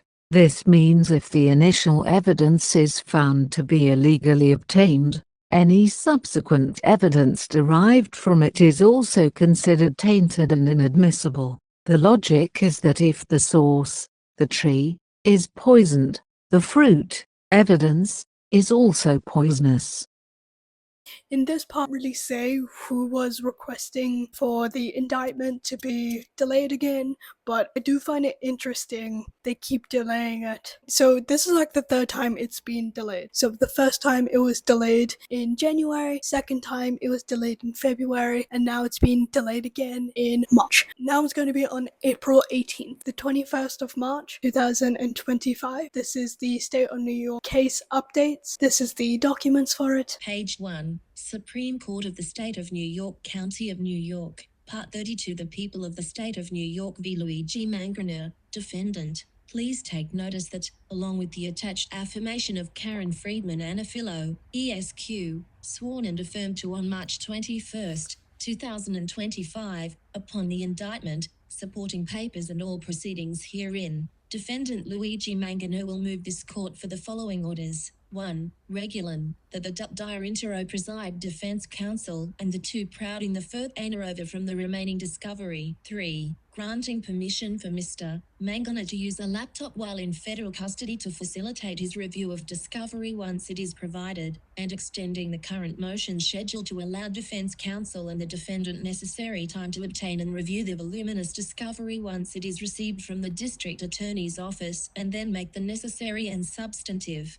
defense motions, and granting such other relief as the court deems appropriate. Page 2. Please take further notice that Defendant Luigi Mangione reserves the right to file such additional motions as may be necessitated by the court's decision on the within motions and by further developments which, even by the exercise of due diligence, the defendant could not now be aware of. Dated March 21st, 2025, New York, NY. Respectfully submitted, Karen Friedman Agnifilo, Mark Agnifilo, Jacob Kaplan, Counsel for Luigi Mangione, CC, District Attorney's Office. Page 3. Supreme Court of the State of New York, County of New York. Part 32X. The People of the State of New York v. Luigi Mangione. Affirmation in support of motion IND. Number 75657/2024. Defendant, State of New York, County of New York, SS. Karen Friedman Agnifilo, an attorney at law duly admitted to practice in the courts of New York State, affirms the following to be true under the penalty of perjury. 1. I am an attorney and of counsel at Agnifilo Intrater LLP, a law firm located in New York City, and I am the attorney for defendant Luigi Mangione. I make this affirmation in support of a motion dated March 21st, 2025, seeking orders pursuant to CPL Section 245.80 and other relevant statutes. 1. Requiring the District Attorney's Office to provide defense counsel and the defendant with the full discovery in their possession. 2. Precluding the District Attorney's Office from filing a late request for a protective order for the remaining discovery. 3. Granting permission for Mr. Mangione to use a laptop while in federal custody to facilitate his review of discovery once it is provided. 4. Extending the motion schedule to allow defense counsel and the defendant necessary time to obtain and review the voluminous discovery once it is received from the District Attorney's Office, and then make the necessary and substantive defense motions. And 5. Granting such other and further relief as the court deems just and proper. 2. This affirmation is made upon information and belief. The basis for such: on March 19, 2025, counsel filed a letter motion via the court's electronic document delivery system, seeking the same relief requested here. This current motion is meant to substitute March 19, 2025, letter motion. Page 4. Information and the grounds for such belief for the indictment, prior court proceedings, materials previously disclosed by the District Attorney's Office, information disclosed in court by the District Attorney's Office, applicable legal authorities and those other records and materials constituting counsel's file herein. 1. Discovery update and demand for discovery. 3. As the court is well aware, CPL Section 245.20 pointedly titled Automatic Discovery states that the prosecution shall disclose to the defendant, and permit the defendant to discover, inspect, copy, photograph and test all items and information that relate to the subject matter of the case and are in the possession, custody or control of the prosecution or persons under the prosecution's direction or control. See CPL Section 245.20. 1. This automatic requirement includes civilian witnesses' statements, Testimony, names and contact information for all persons whom the prosecutor intends to call as a witness or who may have relevant information about the case, within 20 days after the defendant's arraignment on indictment, which occurred on December 23, 2024, 88 days as of the date of this writing. Despite this clear requirement, the defense has yet to receive any civilian witness discovery. The defense has received the following. On February 21, 2025, the District Attorney's Office informed the court that it had produced a total of over 800 gigabytes of discovery in 2 batches, the first batch on January 22,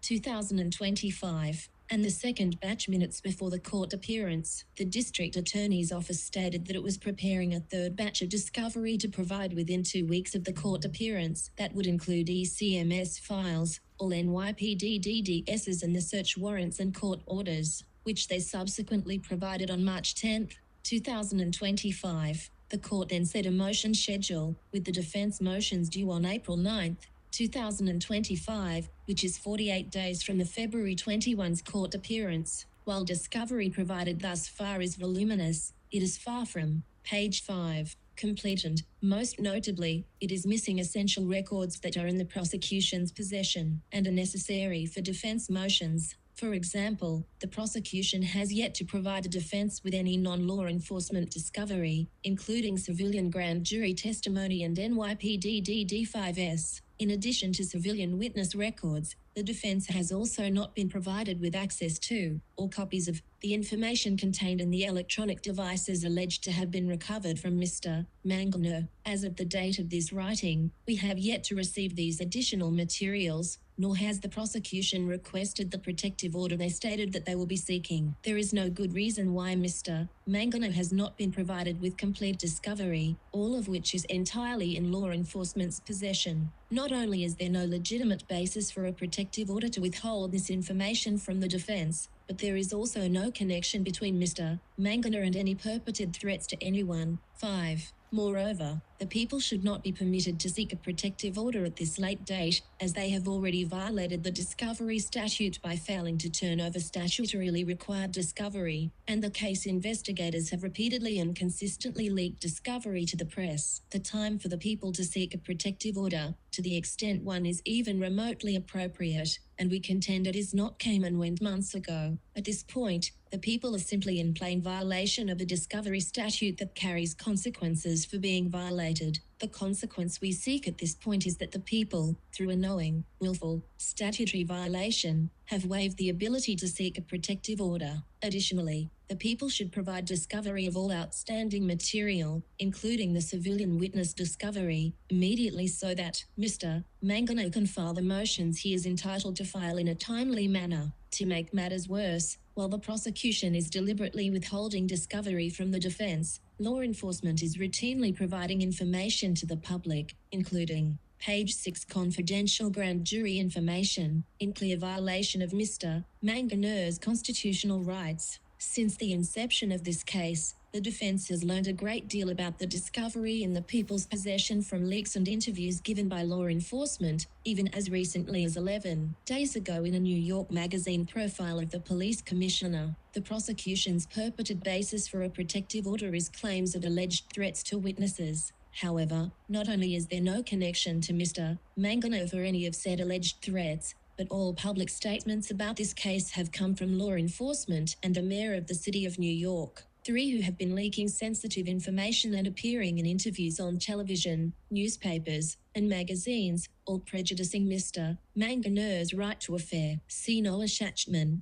Commish to the Rescue, New York Magazine, March 8, 2025. Ironically, as Mayor Adams has been appearing on television prejudicing Mr. Mangione's case, he has himself complained about being prejudiced in his own prosecution. See United States of America versus Eric Adams, 124 CR 556, SDNY October 1, 2024, Declaration of Avi Perry in support of defendant Eric Adams's motion for evidentiary hearing and for sanctions, ECF Doc. Number 23. See Who is Luigi Mangione, HBO Max 2025. TMZ investigates Luigi Mangione, The Mind of a Killer. Hulu 2025. Lorena O'Neill, The Life and Mystery of Luigi Mangione, how a well-liked Ivy League grad accused of the United Healthcare CEO shooting became one of the most debated murder suspects in recent history. Rolling Stone, March 9,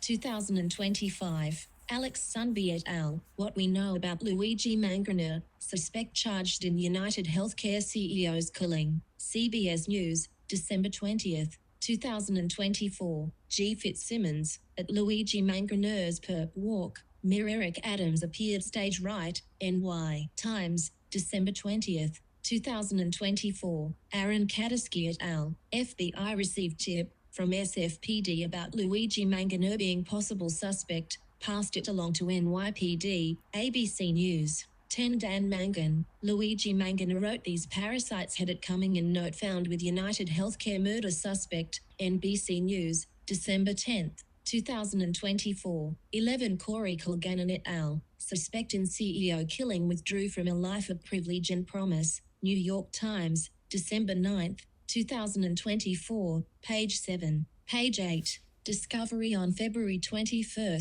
2025. This journal, however, had been previously leaked to the media-registered sign and even quoted by the NYPD Chief of Detectives in a documentary several weeks before the District Attorney's Office provided it to the defendant and counsel. Similarly, counsel learned for the first time last week, via a Rolling Stone magazine article, that a police sergeant in San Francisco had called the FBI's New York office to inform them that the suspected shooter resembled the missing persons case he was working on relating to Mr. Mangione. Not only did we learn from a media report that this San Francisco detective proactively called the FBI, but he also leaked private information to the media regarding a bank withdrawal in August, as well as Mr. Mangione's confidential medical information. Once again, counsel received this information from the media and not the prosecutor's office, pursuing first-degree murder charges against Mr. Mangione and also seeking life imprisonment while tainting public perception and future jurors. Moreover, as Mr. Mangione is presumed innocent, these leaks are not harmless or information that future juries will inevitably learn, as there are significant 4th and 14th Amendment issues relating to Mr. Mangione's arrest and search, as previewed in a motion to suppress in Mr. Mangione's third pending criminal case related to these allegations, Commonwealth of Pennsylvania versus Luigi Nicholas Mangione, filed by Mr. Mangione's local counsel, Thomas M. Dickey. There are significant issues regarding Mr. Mangione's arrest and the C. Ken Klippenstein exclusive Luigi's manifesto. Read the manifesto the media refused 10 publish, December 10, 2024. Alex Sunby et al. What we know about Luigi Mangione, suspect charged in United Healthcare CEO's killing. CBS News, December 20th. 2024. See Lorena O'Neill, The Life and Mystery of Luigi Mangione, how a well-liked Ivy League grad accused of the United Healthcare CEO shooting became one of the most debated murder suspects in recent history. Rolling Stone, March 9, 2025. And Jason Hall, Luigi Mangione ID'd by other police department days before arrest. 3WS Radio, December 13th. 2024, page 9, subsequent warrantless search of a backpack, which we will further discuss in our forthcoming motion to suppress 10. While evidence has been turned over to the media by law enforcement, Mr. Mangione still does not have all of the necessary evidence against him. To date, the District Attorney's Office has not yet turned over the civilian witness testimony in the grand jury or a copy of the numerous electronic devices that law enforcement had seized from Mr. Mangione, including several USB flash drives, a computer chip, and a laptop. This has left the defense in an untenable position where it must challenge the sufficiency and appropriateness of the grand jury proceeding without having all the grand jury evidence and decide whether to challenge the variants surrounding electronic devices without knowing the contents of these devices. Moreover, some of the withheld civilian testimony pertains specifically to the terrorism enhancement that is the basis for the indictment's first-degree murder charge and one of the second-degree murder charges. Without this testimony, counsel simply cannot challenge the sufficiency of the grand jury minutes as to these serious by charges, using different while the photos district that I've attorney's gathered office has for told the counsel case that it and has all withheld that, this and like footage and all information that, because so they will it's be like something seeking to a look protective at order for delayed until near the disclosure. end of the video prosecution where has my not camera explained why it has taken decides more to than 3 months focus on my since the face grand again. jury But presentation that to was seek very a protective frustrating, order. but it's In okay, any we're near the event, end. we It's not believe gonna that be no too much. basis exists for any protective order, and the people have not advanced any reason for such a protective order. The district attorney's office has also not explained how counsel is supposed to challenge the sufficiency of the grand jury evidence without all the relevant grand jury minutes, nor have they provided their theory to support the terrorism charges, or which civilian population has allegedly been terrorized. I1. In addition, the prosecution has not provided counsel with any information or, page 10, documentation that it received from the federal government as part of the joint NYPD-FBI investigation into Mr. Mangione. This is not a parallel investigation nor prosecution, as this case involves one set of facts, and the state and federal cases rely on the same evidence. There were also multiple reports of a manhunt being conducted by the NYPD and the FBI in the days after December 4, 2024. Moreover, after Mr. Mangione waived extradition to New York, the FBI coordinated with the NYPD so that the FBI was able to take custody of Mr. Mangione when he landed in New York. Furthermore, the federal and state prosecutors are clearly and necessary of sharing information, because the federal complaint against Mr. Mangione relies on information from the NYPD investigation. Cooperation between the federal and state prosecutors is also evident from the agreement between the prosecutors that the state case against Mr. Mangione would proceed first. Despite the joint nature of the investigation and prosecution, the district attorney's office has not provided counsel with any information it received from federal law enforcement as required. See People v. Adams, 226 NYS, 3D 533, 537, NY Sup.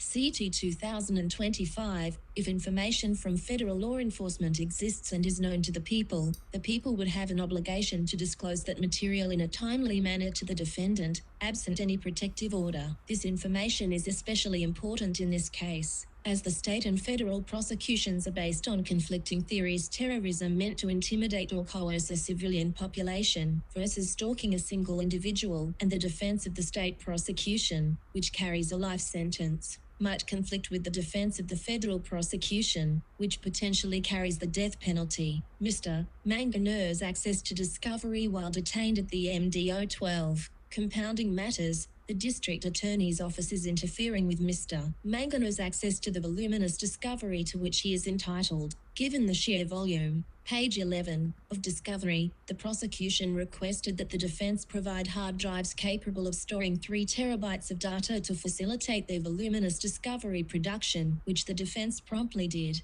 In order to efficiently provide this discovery to the defendant, the defense proposed to both the federal and state prosecutors that Mr. Mangione be provided with a specially formulated laptop, while at MDC solely to be able to view this discovery, much of it being videos and photos, which can only be viewed on a computer. Since Mr. Mangione is in federal custody, we sought permission from the federal prosecutors in the first instance, who notably do not object to this reasonable request. However, inexplicably, the Manhattan District Attorney's Office objects to this request. The district attorney has informed us that they object to counsel's request to provide the discovery to Mr. Mangione at the MDC on a laptop modified to the detention center's regulations. Without the laptop, which allows Mr. Mangione to review discovery outside the presence of counsel, there are not enough visiting hours that would allow the defense to view all discovery with the defendant, including thousands of hours of video, and also meet the court's current motion schedule. To the extent the district attorney's office relied on surveillance videos in the grand jury and gave statement notice for statements captured on body-worn cameras, Mr. Mangione needs the opportunity to meaningfully review the videos in challenging the sufficiency of the grand jury evidence and deciding whether to seek to suppress his statements. 13. Additionally,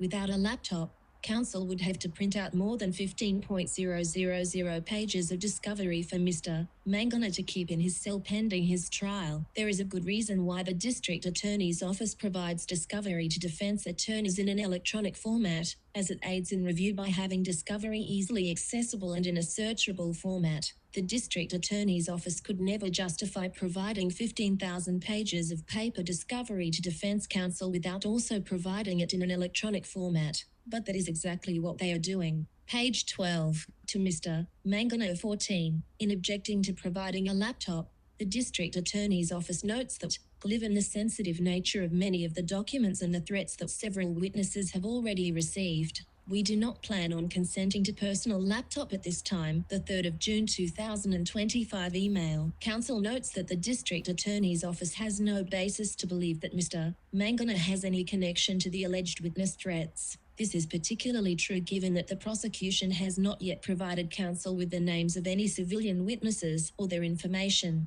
Consequently, to the extent witnesses have received threats, this only shows that the witnesses' identities are already public, and that Mr. Mangione had no part in disseminating their names. Nevertheless, to address the District Attorney's Office's concerns, counsel proposes that the laptop be loaded only with non-sensitive and non-civilian related discovery, including the grand jury minutes and exhibits relating to non-civilian witnesses, body-worn camera footage, surveillance videos, DNA and fingerprint reports and evidence, and non-sensitive police paperwork. This way, Mr. Mangione will be able to effectively review the 800 gigabyte of discovery while also addressing the prosecutor's stated security concerns. Any civilian-related discovery would only be viewed by Mr. Mangione in counsel's presence. 15. Counsel further notes that many other federal inmates at the MDC are provided laptops to review their discovery. In those cases, counsel obtains a laptop and provides it to an approved vendor to modify in compliance with the MDC's regulations by disabling the laptop's connections to the internet,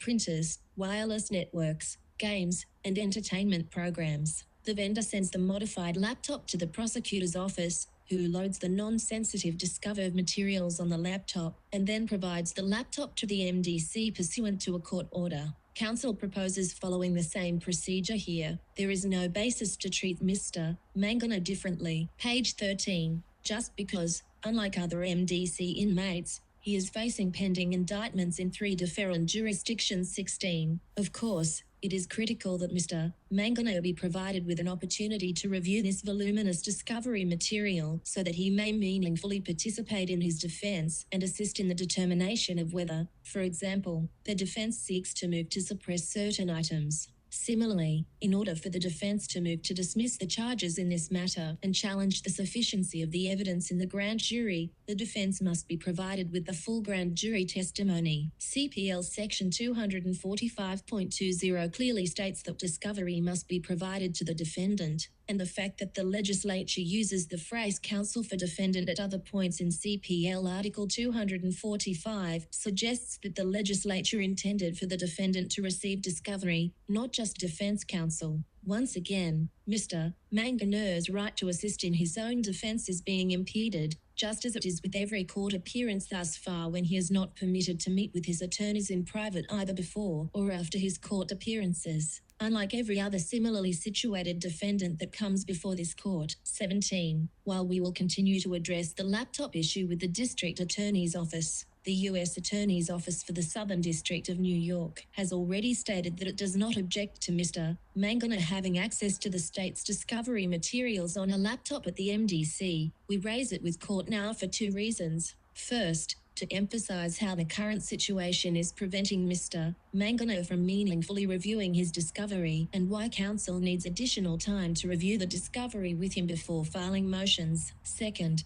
counsel anticipates litigating the laptop issues in federal court, which has jurisdiction over the MDC. Before doing so, counsel is seeking this court's position on the matter so that counsel can relay the court's position to the judge hearing the matter in federal court. Page 14. QAD rejects additional time to obtain and review discovery. 18. As detailed above, counsel has still not received vital discovery in this case, including the grand jury minutes, Without this information, counsel is not in a position to decide which motions to file, and certainly not in a position to actually file the motions. Additionally, without a discovery laptop, Mr. Mangione cannot meaningfully assist in his own defense. We are putting the court on notice that the people are violating the defendant's right to discovery under the statute, and that the defense objects to this violation. This violation has already impacted Mr. Mangione's right to defend himself, as well as his counsel's ability to make motions which we had hoped to make by this point. Accordingly, for the reasons stated above,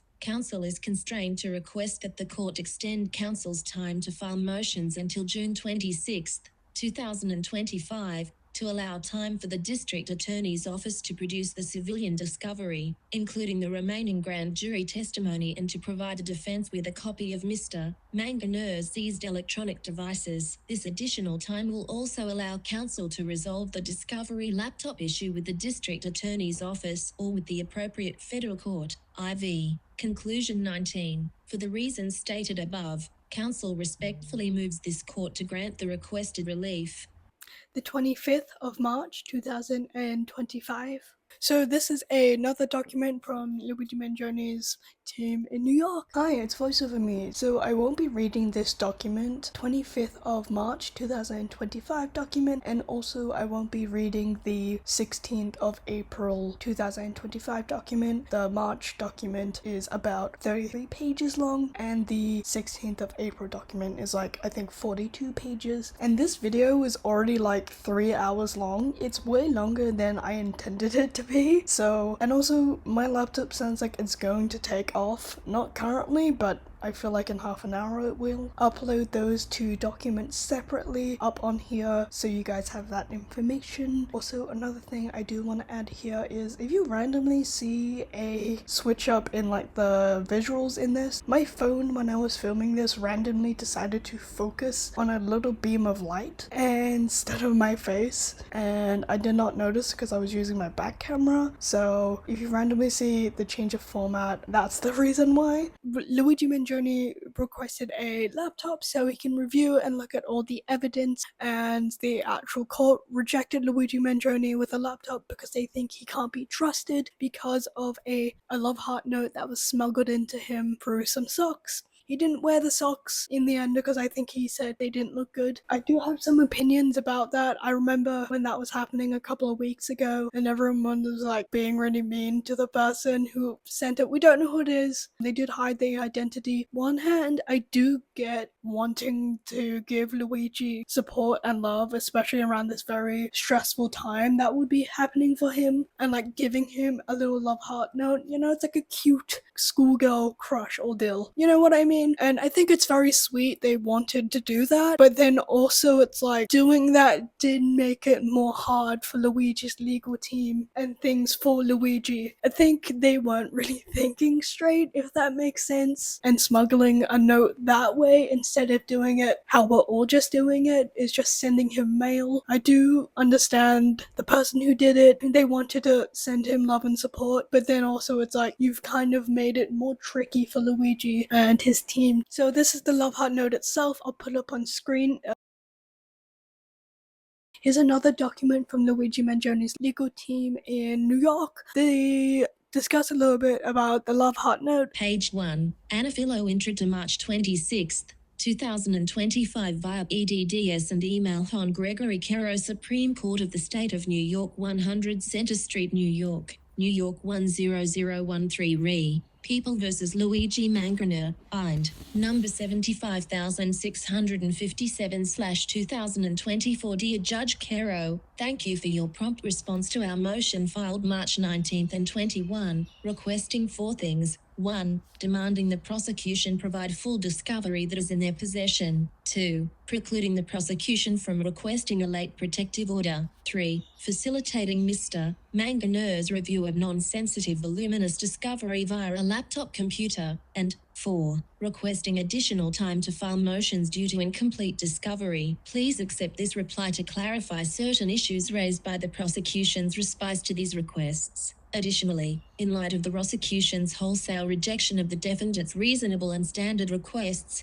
particularly for a laptop which would allow him to meaningfully participate in his defense, Mr. Mangione does not waive his right to be present at tomorrow's conference to the extent the appearance involves more than mere logistics and scheduling to resolve these important issues. Mr. Mangione is compelled to seek more time to file omnibus motions due to the prosecution's failure to meet their statutory requirement to provide discovery that is in their possession. Our demand is not unreasonable. We are not demanding duplicative or non-substantive discovery such as a police officer memo book entry or duplicative body-worn camera video in order to file motions. We are demanding discovery regarding civilian witnesses, any police identification of Mr. Mangione by San Francisco police officers, discovery surrounding the prosecution's theory of terrorism, and the contents of any electronic devices recovered from Mr. Mangione. Moreover, we are seeking discovery that admittedly is already in their possession, and that they are deliberately withholding. For example, although we have been provided with over, we will of course demand full discovery prior to any hearing or trial. 2. The people have not stated why they cannot simply redact identifying information and provide the substance of their statements, nor have they filed a request for a protective order. See Lorena O'Neill, The Life and Mystery of Luigi Mangione, how a well-liked Ivy League grad accused of the United Healthcare CEO shooting became one of the most debated murder suspects in recent history. Rolling Stone, March 9, 2025, and Jason Hall, Luigi Mangione IDD by other police department days before arrest. 3WS Radio, December 13th, Department Days Before Arrest Reportee, 25, and Jason Hall, Luigi Mangione IDD by other police department days before arrest. 3WS Radio, December 13th, Department Days Before Arrest Reportee. Page 2, Hon Gregory Caro, March 26th, 2025, 320 pages of grand jury minutes. It appears from missing page numbers that roughly 130 pages of grand jury testimony are being withheld, roughly 1/4 of the grand jury testimony. This is a far cry from the common sense redactions the district attorney's office claims. With respect to the prosecution's position regarding discovery and defendant's opportunity to review it and meaningfully participate in his defense, the defendant does not have to have any special legal training in order to participate in his own defense. Indeed, participating in one's own defense directly is a constitutional right, one the people have consistently failed to honor. In a case such as this one, where the district attorney is elevating a second-degree murder charge to a first-degree murder charge involving terrorism that carries life in prison, the defense should be given all information in the people's possession to show the people have not elicited legally sufficient evidence of terrorism in the grand jury and that the case has been overcharged. This is especially true where Mr. Mangione faces 3 separate prosecutions in 3 jurisdictions for one act. It is not a coincidence that of all the evidence the district attorney could conceal from the defense, it conceals the evidence of this supposed terrorism. How is the defendant supposed to defend against terrorism charges that require that his actions were intended to intimidate or coerce a civilian population when the prosecution refuses to provide a defense with both what community he allegedly intimidated or coerced and the discovery related to this theory? In the discovery and the redacted grand jury minutes provided thus far, their theory is not apparent. The terrorism element of the first-degree murder charge has been created falsely by law enforcement, and its withholding of the evidence supposedly in support of that element is part of this effort. For instance, when the police released Mr. Mangione's notes to the public and declared that they were his manifesto, law enforcement was falsely creating the element of terrorism. When they walked him in front of the world, law enforcement was falsely creating the element of terrorism. And now, when the district attorney's office refuses to provide all the evidence it relied on to support its terrorism enhancement, law enforcement continues to falsely create the element of terrorism. Mr. Mangione wants this case to proceed in a timely fashion, as delay does not benefit him while he languishes in custody at MDC. However, he is forced to request additional time due to the prosecution's repeated refusal to both give over the complete discovery that is in their possession and its refusal to facilitate the defendant's review of the discovery that has already been given over. As the prosecution admits, certain defendants at MDC are permitted specially configured laptops in order to facilitate their ability to review voluminous non-sensitive discovery, including video, which are present in this case. The prosecution's position is perplexing. It does not object to Mr. Mangione possessing tens of thousands of loose pages of discovery in his cell, where it could be widely seen by other inmates at the MDC, yet it objects to a laptop that is kept by MDC guards and only provided to him under their supervision while being watched by them in a public common area. Plainly, a laptop provides greater security and,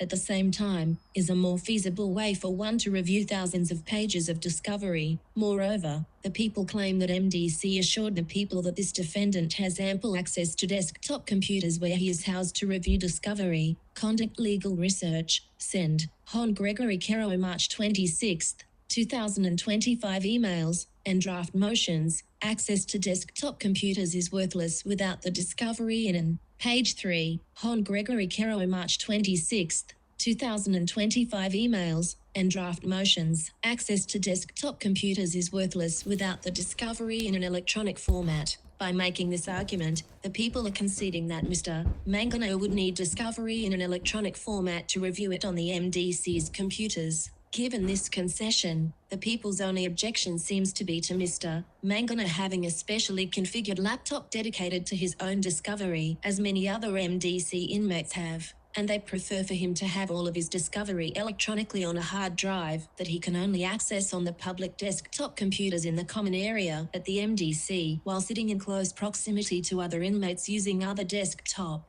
computers. If the people are truly concerned about safety as opposed to simply trying to limit Mr. Mangione's access to his own discovery, they would support counsel's application for a specially configured laptop at the MDC to increase privacy, as the U.S. Attorney's Office has in countless other cases concerning inmates housed at the MDC, and as the U.S. Attorney's Office has in this case. In addition, Mr. Mangione's access to these desktop computers is not ample, as other inmates also need access to these shared desktops to review discovery, conduct legal research, send emails, and draft motions. Given that these public desktops are shared, coupled with the extremely large amount of discovery in this case, it is not accurate for the District Attorney's Office to claim that Mr. Mangione has ample time to meaningfully review his discovery without a laptop.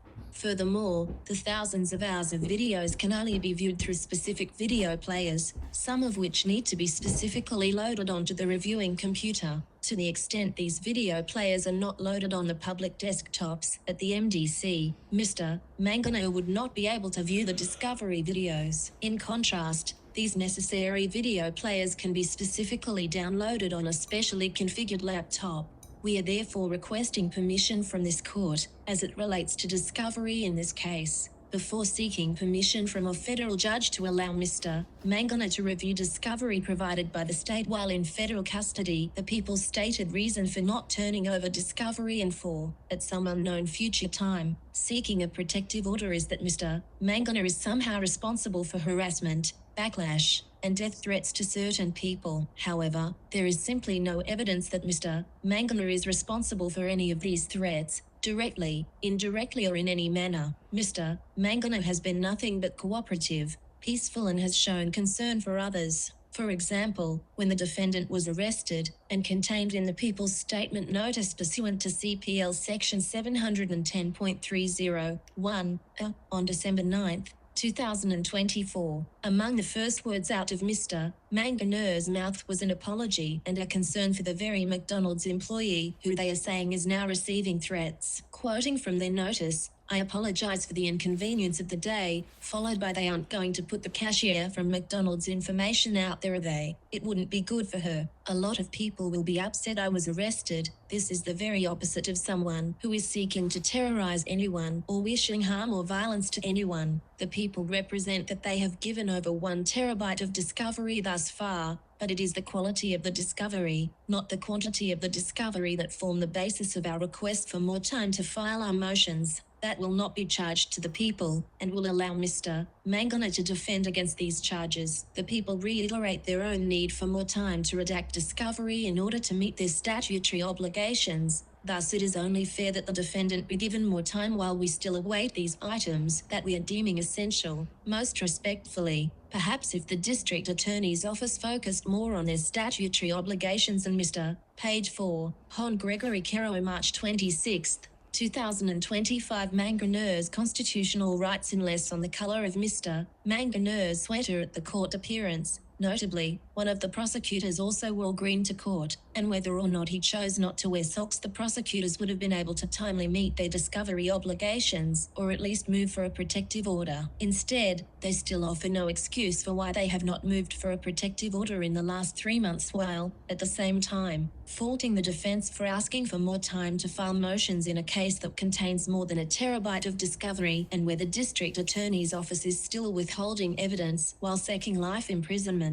The people further insinuate that by creating a public informational website to facilitate the thousands of requests the defense receives and that was specifically designed to comply with Rule 3.6, that somehow the defense is leaking information. This is simply not true. There is a categorical difference between improperly leaking evidence to the media and sitting for interviews for a documentary, as law enforcement has done, and establishing a website that provides public information about the case. As the court is well aware, the public has a strong interest in this case and a right to access under the First Amendment. The website, the defendant's position that all court proceedings should be televised, and a restatement of a non-televised court appearance is the result of the repeated prejudicial public statements that the mayor and law enforcement have and continue to make, as even ADA Joel Seidemann recognized in his 2005 book. The first lesson herein is that events in the courtroom always differ from the media rendition. The courtroom's intense enclosed theatre creates unparalleled moments of conflict and revelation, and what happens there is more human, more dramatic, more gritty than the media can convey. The truth always is.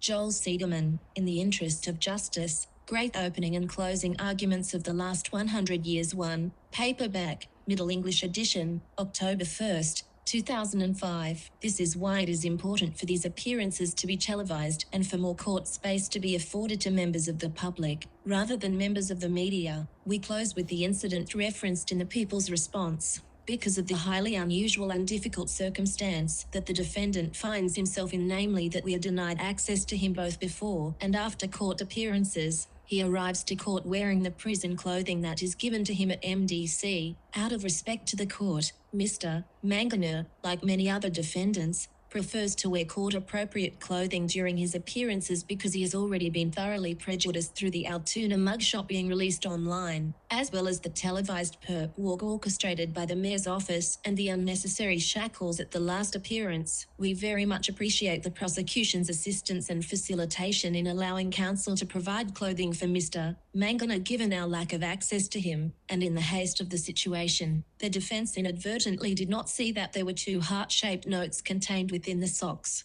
Page 5. Hon Gregory Caro, March 26, 2025. This was obviously inadvertent, as one of the 2 heart-shaped notes was not even addressed to Mr. Mangione. The district attorney's office ostensibly realized the innocent nature of this event, and that it was not a genuine danger or concern, as they did not bother to alert the court at the time. If this incident is the basis for the danger the prosecution is referencing, we submit that this does not meet the standard to allow them to deny our reasonable requests. Instead, the district attorney raises this incident now to make the court aware of how the special treatment to the defendant's benefit was violated when the people made accommodations for defendant's fashion needs during the last court appearance. As the district attorney's office well knows, allowing an incarcerated defendant to wear normal clothing at a court appearance is not special treatment or an accommodation for defendant's fashion acts, as this accommodation is made to many incarcerated defendants. Rather, the prosecution raises it now simply to deflect attention from counsel's reasonable and standard requests for discovery. The prosecutors are withholding access to a laptop to meaningfully review the discovery and an extension of the motion schedule. Going through the file, some points I found really interesting. At this point in time, it's been 3 months. Luigi Mangione's team still has not been given names of witnesses. Legally, they're meant to hand over names of witnesses after 20 days, and they still have not done that yet. They still have not given evidence to Luigi Mangione's legal team about the terrorist charges that are put against him. The 27th of March, 2025. Here's another update from Luigi Mangione's legal team. Supreme Court of the State of New York, County of New York, Part 32. The people of the State of New York, against Order Signed, Number 75657-24 Luigi Mangione, defendant. Justice Gregory Caro, the court held a brief virtual conference with the attorneys during which the court issued the following orders. The amended motion schedule is as follows. Defense motions are to be filed by April 23, 2025. The people are to respond by May 28, 2025. The people are to file any motion for a protective order by April 10, 2025. The parties are to appear in court, as originally scheduled, on June 26, 2025, to resolve any outstanding issues. Additionally, as stated at the conference, the court has no objection to the defendant being provided with a laptop computer to view discovery if the federal authorities permit it. Dated March 27, 2025. The 1st of April 2025. This is like a really big update in the case, and it's like scummy how it all came out, honestly. Again, I still very much feel like it's a political stunt. I really hope it doesn't happen. Attorney Judge, I think that's her title, Attorney Judge, requested Luigi Mangione be sentenced to the death penalty. And she announced this on Instagram, and she turned off the comments. One, that's a scummy ass thing to do, to post something as big as that on literally an Instagram post. And I know turning off comments isn't a big thing. I've done it when I've posted some photos of me in a nice dress. I just didn't like the comments of gross men saying I look hot. It made me feel gross. That's fine. But with something like this, when you know you're going to get hate for it, ooh, she knows what she's doing. And I've also been learning a little bit more about the death penalty. It's like the death penalty, it has to go through so many different hoops to be actually confirmed to happen to someone. This is Karen's response to Pam Bondi's wanting to send Luigi Mangione to the death penalty. By seeking to murder Luigi Mangione, the Justice Department has moved from the dysfunctional to the barbaric. Their decision to execute Luigi is political and goes against the recommendation of the local federal prosecutors, the law, and historical precedent. While claiming to protect against murder, the federal government moves to commit the premeditated, state-sponsored murder of Luigi. By doing this, they are defending the broken, immoral, and murderous healthcare industry that continues to terrorize the American people. We are prepared to fight these federal charges, brought by a lawless Justice Department, as well as the New York State charges, and the Pennsylvania charges, and anything else they want to pile on Luigi. This is a corrupt web of government dysfunction and one-upmanship. Luigi is caught in a high-stakes game of tug-of-war between state and federal prosecutors, except the trophy is a young man's life. The 17th of April 2025, Luigi Mangione has been indicted. I found it interesting, it was literally right before the deadline. The 18th of April 2025. This is the last update so far as recording this video we have about the Luigi Mangione case. Unless there's like more updates today when I'm filming this, but I'm not sure. Criminal court hearing got delayed until next week. I did want to cover that in this video, that's why I kind of waited a little bit to write this, but it's been delayed again. I will be covering that. That is the last update we have for the Luigi Mangione case we have so far. But now we are going to move on. So here are some things I kind of thought that were interesting, or I think they're just really sweet. It wasn't really relevant to the actual Luigi Mangione case itself, but I just thought they were really interesting, really sweet. So the first one is, I really like Luigi Mangione. He reads all the letters he gets, and he actually makes a little list on the official website, and he like updates it once every couple of like weeks or something. It's really sweet. Another thing I want to add about the letters is a lot of responses are actually officially from Luigi Mangione, or like him responding back to people are actually like really sweet. And so earlier I did mention Luigi Mangione's legal team hasn't received the identities of the witnesses. I think some of the identities of the official witnesses have been released to the public, I think. Again, take it with a grain of skepticism. I found this really sweet. Luigi Mangione was really concerned about the McDonald's worker because the identity was going to be released. He's really concerned about the person, even if turned him in. I honestly find that really sweet.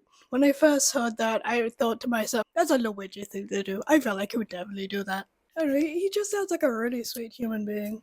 So here's another one where, so there was an English reporter who did an interview with Luigi Mangione 2 weeks after he was arrested, and I really want to read that. I think I'll make that next week's video, and then like if you guys have any more updates, I'll pop that up in that video, but I really want to read that and show it to you guys. I think that'll be really interesting to read. I can't remember who actually announced it, but it's in the state of California. They're calling it the Luigi Mangione bill, so it will make fraudulent insurance companies not take advantage of everyday people so they can actually get the money they need to get, you know, life surgery and all that. But I thought that was really cool. But if it does go through, that would be amazing for people. So this is another thing I want to add. I saw this briefly on Reddit. Again, take everything in this little section with a grain of skepticism. It's up to you if you could believe it or not. Here's one here where I saw on Reddit. Apparently the detective who was working on the team, allegedly known to like tamper with evidence to frame people, alleged. I don't know if this bit was actually evidence or not. Again, this was like very much floating around at the time. Police allegedly found a bag with Monopoly money in it. I don't really know if it's true or not. Hi, it's voiceover me. I totally forgot to like talk about this earlier in the video itself, but you can see there's a lot of photos out there of Luigi Mangione being put in like literal like vests. I think one of them is for like, I think for not harming other people and harming yourself. They are treating him very, very differently, like he is a major threat to people and the officers around him when he's really not. I just thought that was really interesting. I should have talked about this earlier in the video, but here we are. And also soon after Bondi announced Luigi Mangione should be sent to the death penalty, there was a ginormous protest. I think it was a couple of protests in like one giant protest, but some of it was toward Luigi Mangione and the actual death penalty itself. I remember this was so weird. Luigi Mangione tapes. That was weird. I remember seeing that on the news. This is more sad for anything for Luigi's family, honestly, than anything. Luigi Mangione was reported missing last year around November. He was reported missing by his mother. I don't know if this is the legit missing person poster, so I didn't really want to add this to part of the case itself. Like, again, it's not really well known, and again, it's very much personal to Luigi Mangione's family, and again, I want to keep their privacy. So I think I've finished all my points I have about I want to put up here. There's probably other ones I've just forgot, honestly. This is my own personal opinion about the Luigi Mangione case altogether. When I first heard about the case and heard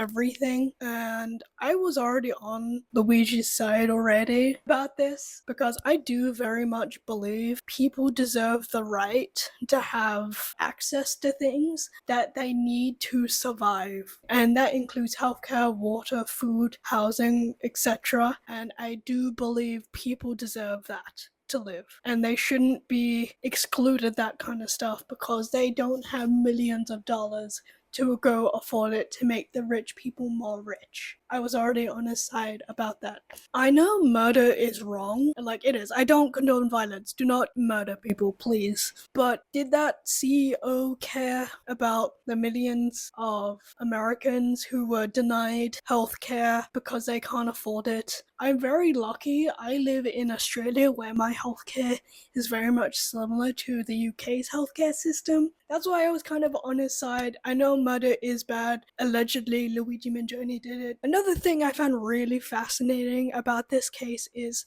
literally how the media is portraying him. Like every actual news article that is literally saying, oh, he did it, he definitely did it, when he wasn't even indicted yet. It was crazy. And I have a little bit, not really a background, but one of my parents was in the media, in the newspaper type of industry, and I hated how much they like to pry of how much they love making people look bad. And I always hated that. It's really gross and scummy. Also, I kind of hate myself. I think he's kind of cute. I was listening to a podcast about it.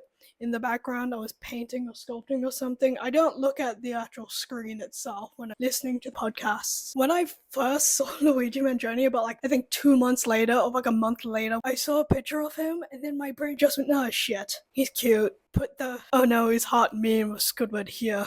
Oh no, he's hot! So I kind of hate myself a little bit. That is my personal opinion about the whole entire thing. I'll leave you off with this. I think it's really beautiful. I saw this on Reddit underneath this exact photo. I saw someone in the same actual post as well saying, hey, I saw this on Instagram and Reddit, and then a couple of hours later, it was immediately gotten rid of. So I'm gonna keep this up on screen so everyone can see it. They do this because they sit too comfortably at home, completely unbothered by inequality and poverty. If they were struggling, they would have shouted out until their lungs bled. But they're rich, comfortable, and ice cold, and worst of all, they don't care about the suffering of others. It's terrifying. This is exactly why education is absolutely everything. Reddit's actions are such a blatant overreach, and it's clear they've already decided his guilt without a trial. People have to organize and fast. That's why it's so important for people to come together, organize, and push back against these absurd decisions. We need to educate others about what's really going on, about media bias, about the presumption of innocence, and about how systems like this are designed to silence dissent and control narratives. These people in power thrive on ignorance and compliance. They don't want anybody questioning their decisions or holding them accountable. That's why we have to educate back with facts, critical thinking, and relentless awareness. We can't let them get away with this. Education is our most powerful tool, and it's the only way we can ensure that justice and fairness aren't trampled by those who think they can decide someone's fate before the trial even begins. And I think that's really sweet, and I think that's all what we need to do. We need to keep talking about him. I've spoken about Luigi Mangione for so long, it's now dark outside. Thank you for watching this week's video or episode. You can subscribe if you want to, it's okay if not. I haven't really worked out a uploading schedule yet. I'm thinking maybe once a week, but I'm not sure because I have another channel that's separate from this. And I post it like 3 times a month. I'll figure out a schedule for this, so maybe it'll be similar to that. If you guys want to keep up to date with the channel and little updates on what stories I'm working on, you can follow the channel on social media. Link will be down below. And if you want to follow me personally, my personal social media and all that will be down below as well. And also my website. The website is just basically strictly giving you guys an easy place to look at all the episodes and all the information I gathered for it and all that. Take care of yourself, and I'll see you guys all in my next video. Bye!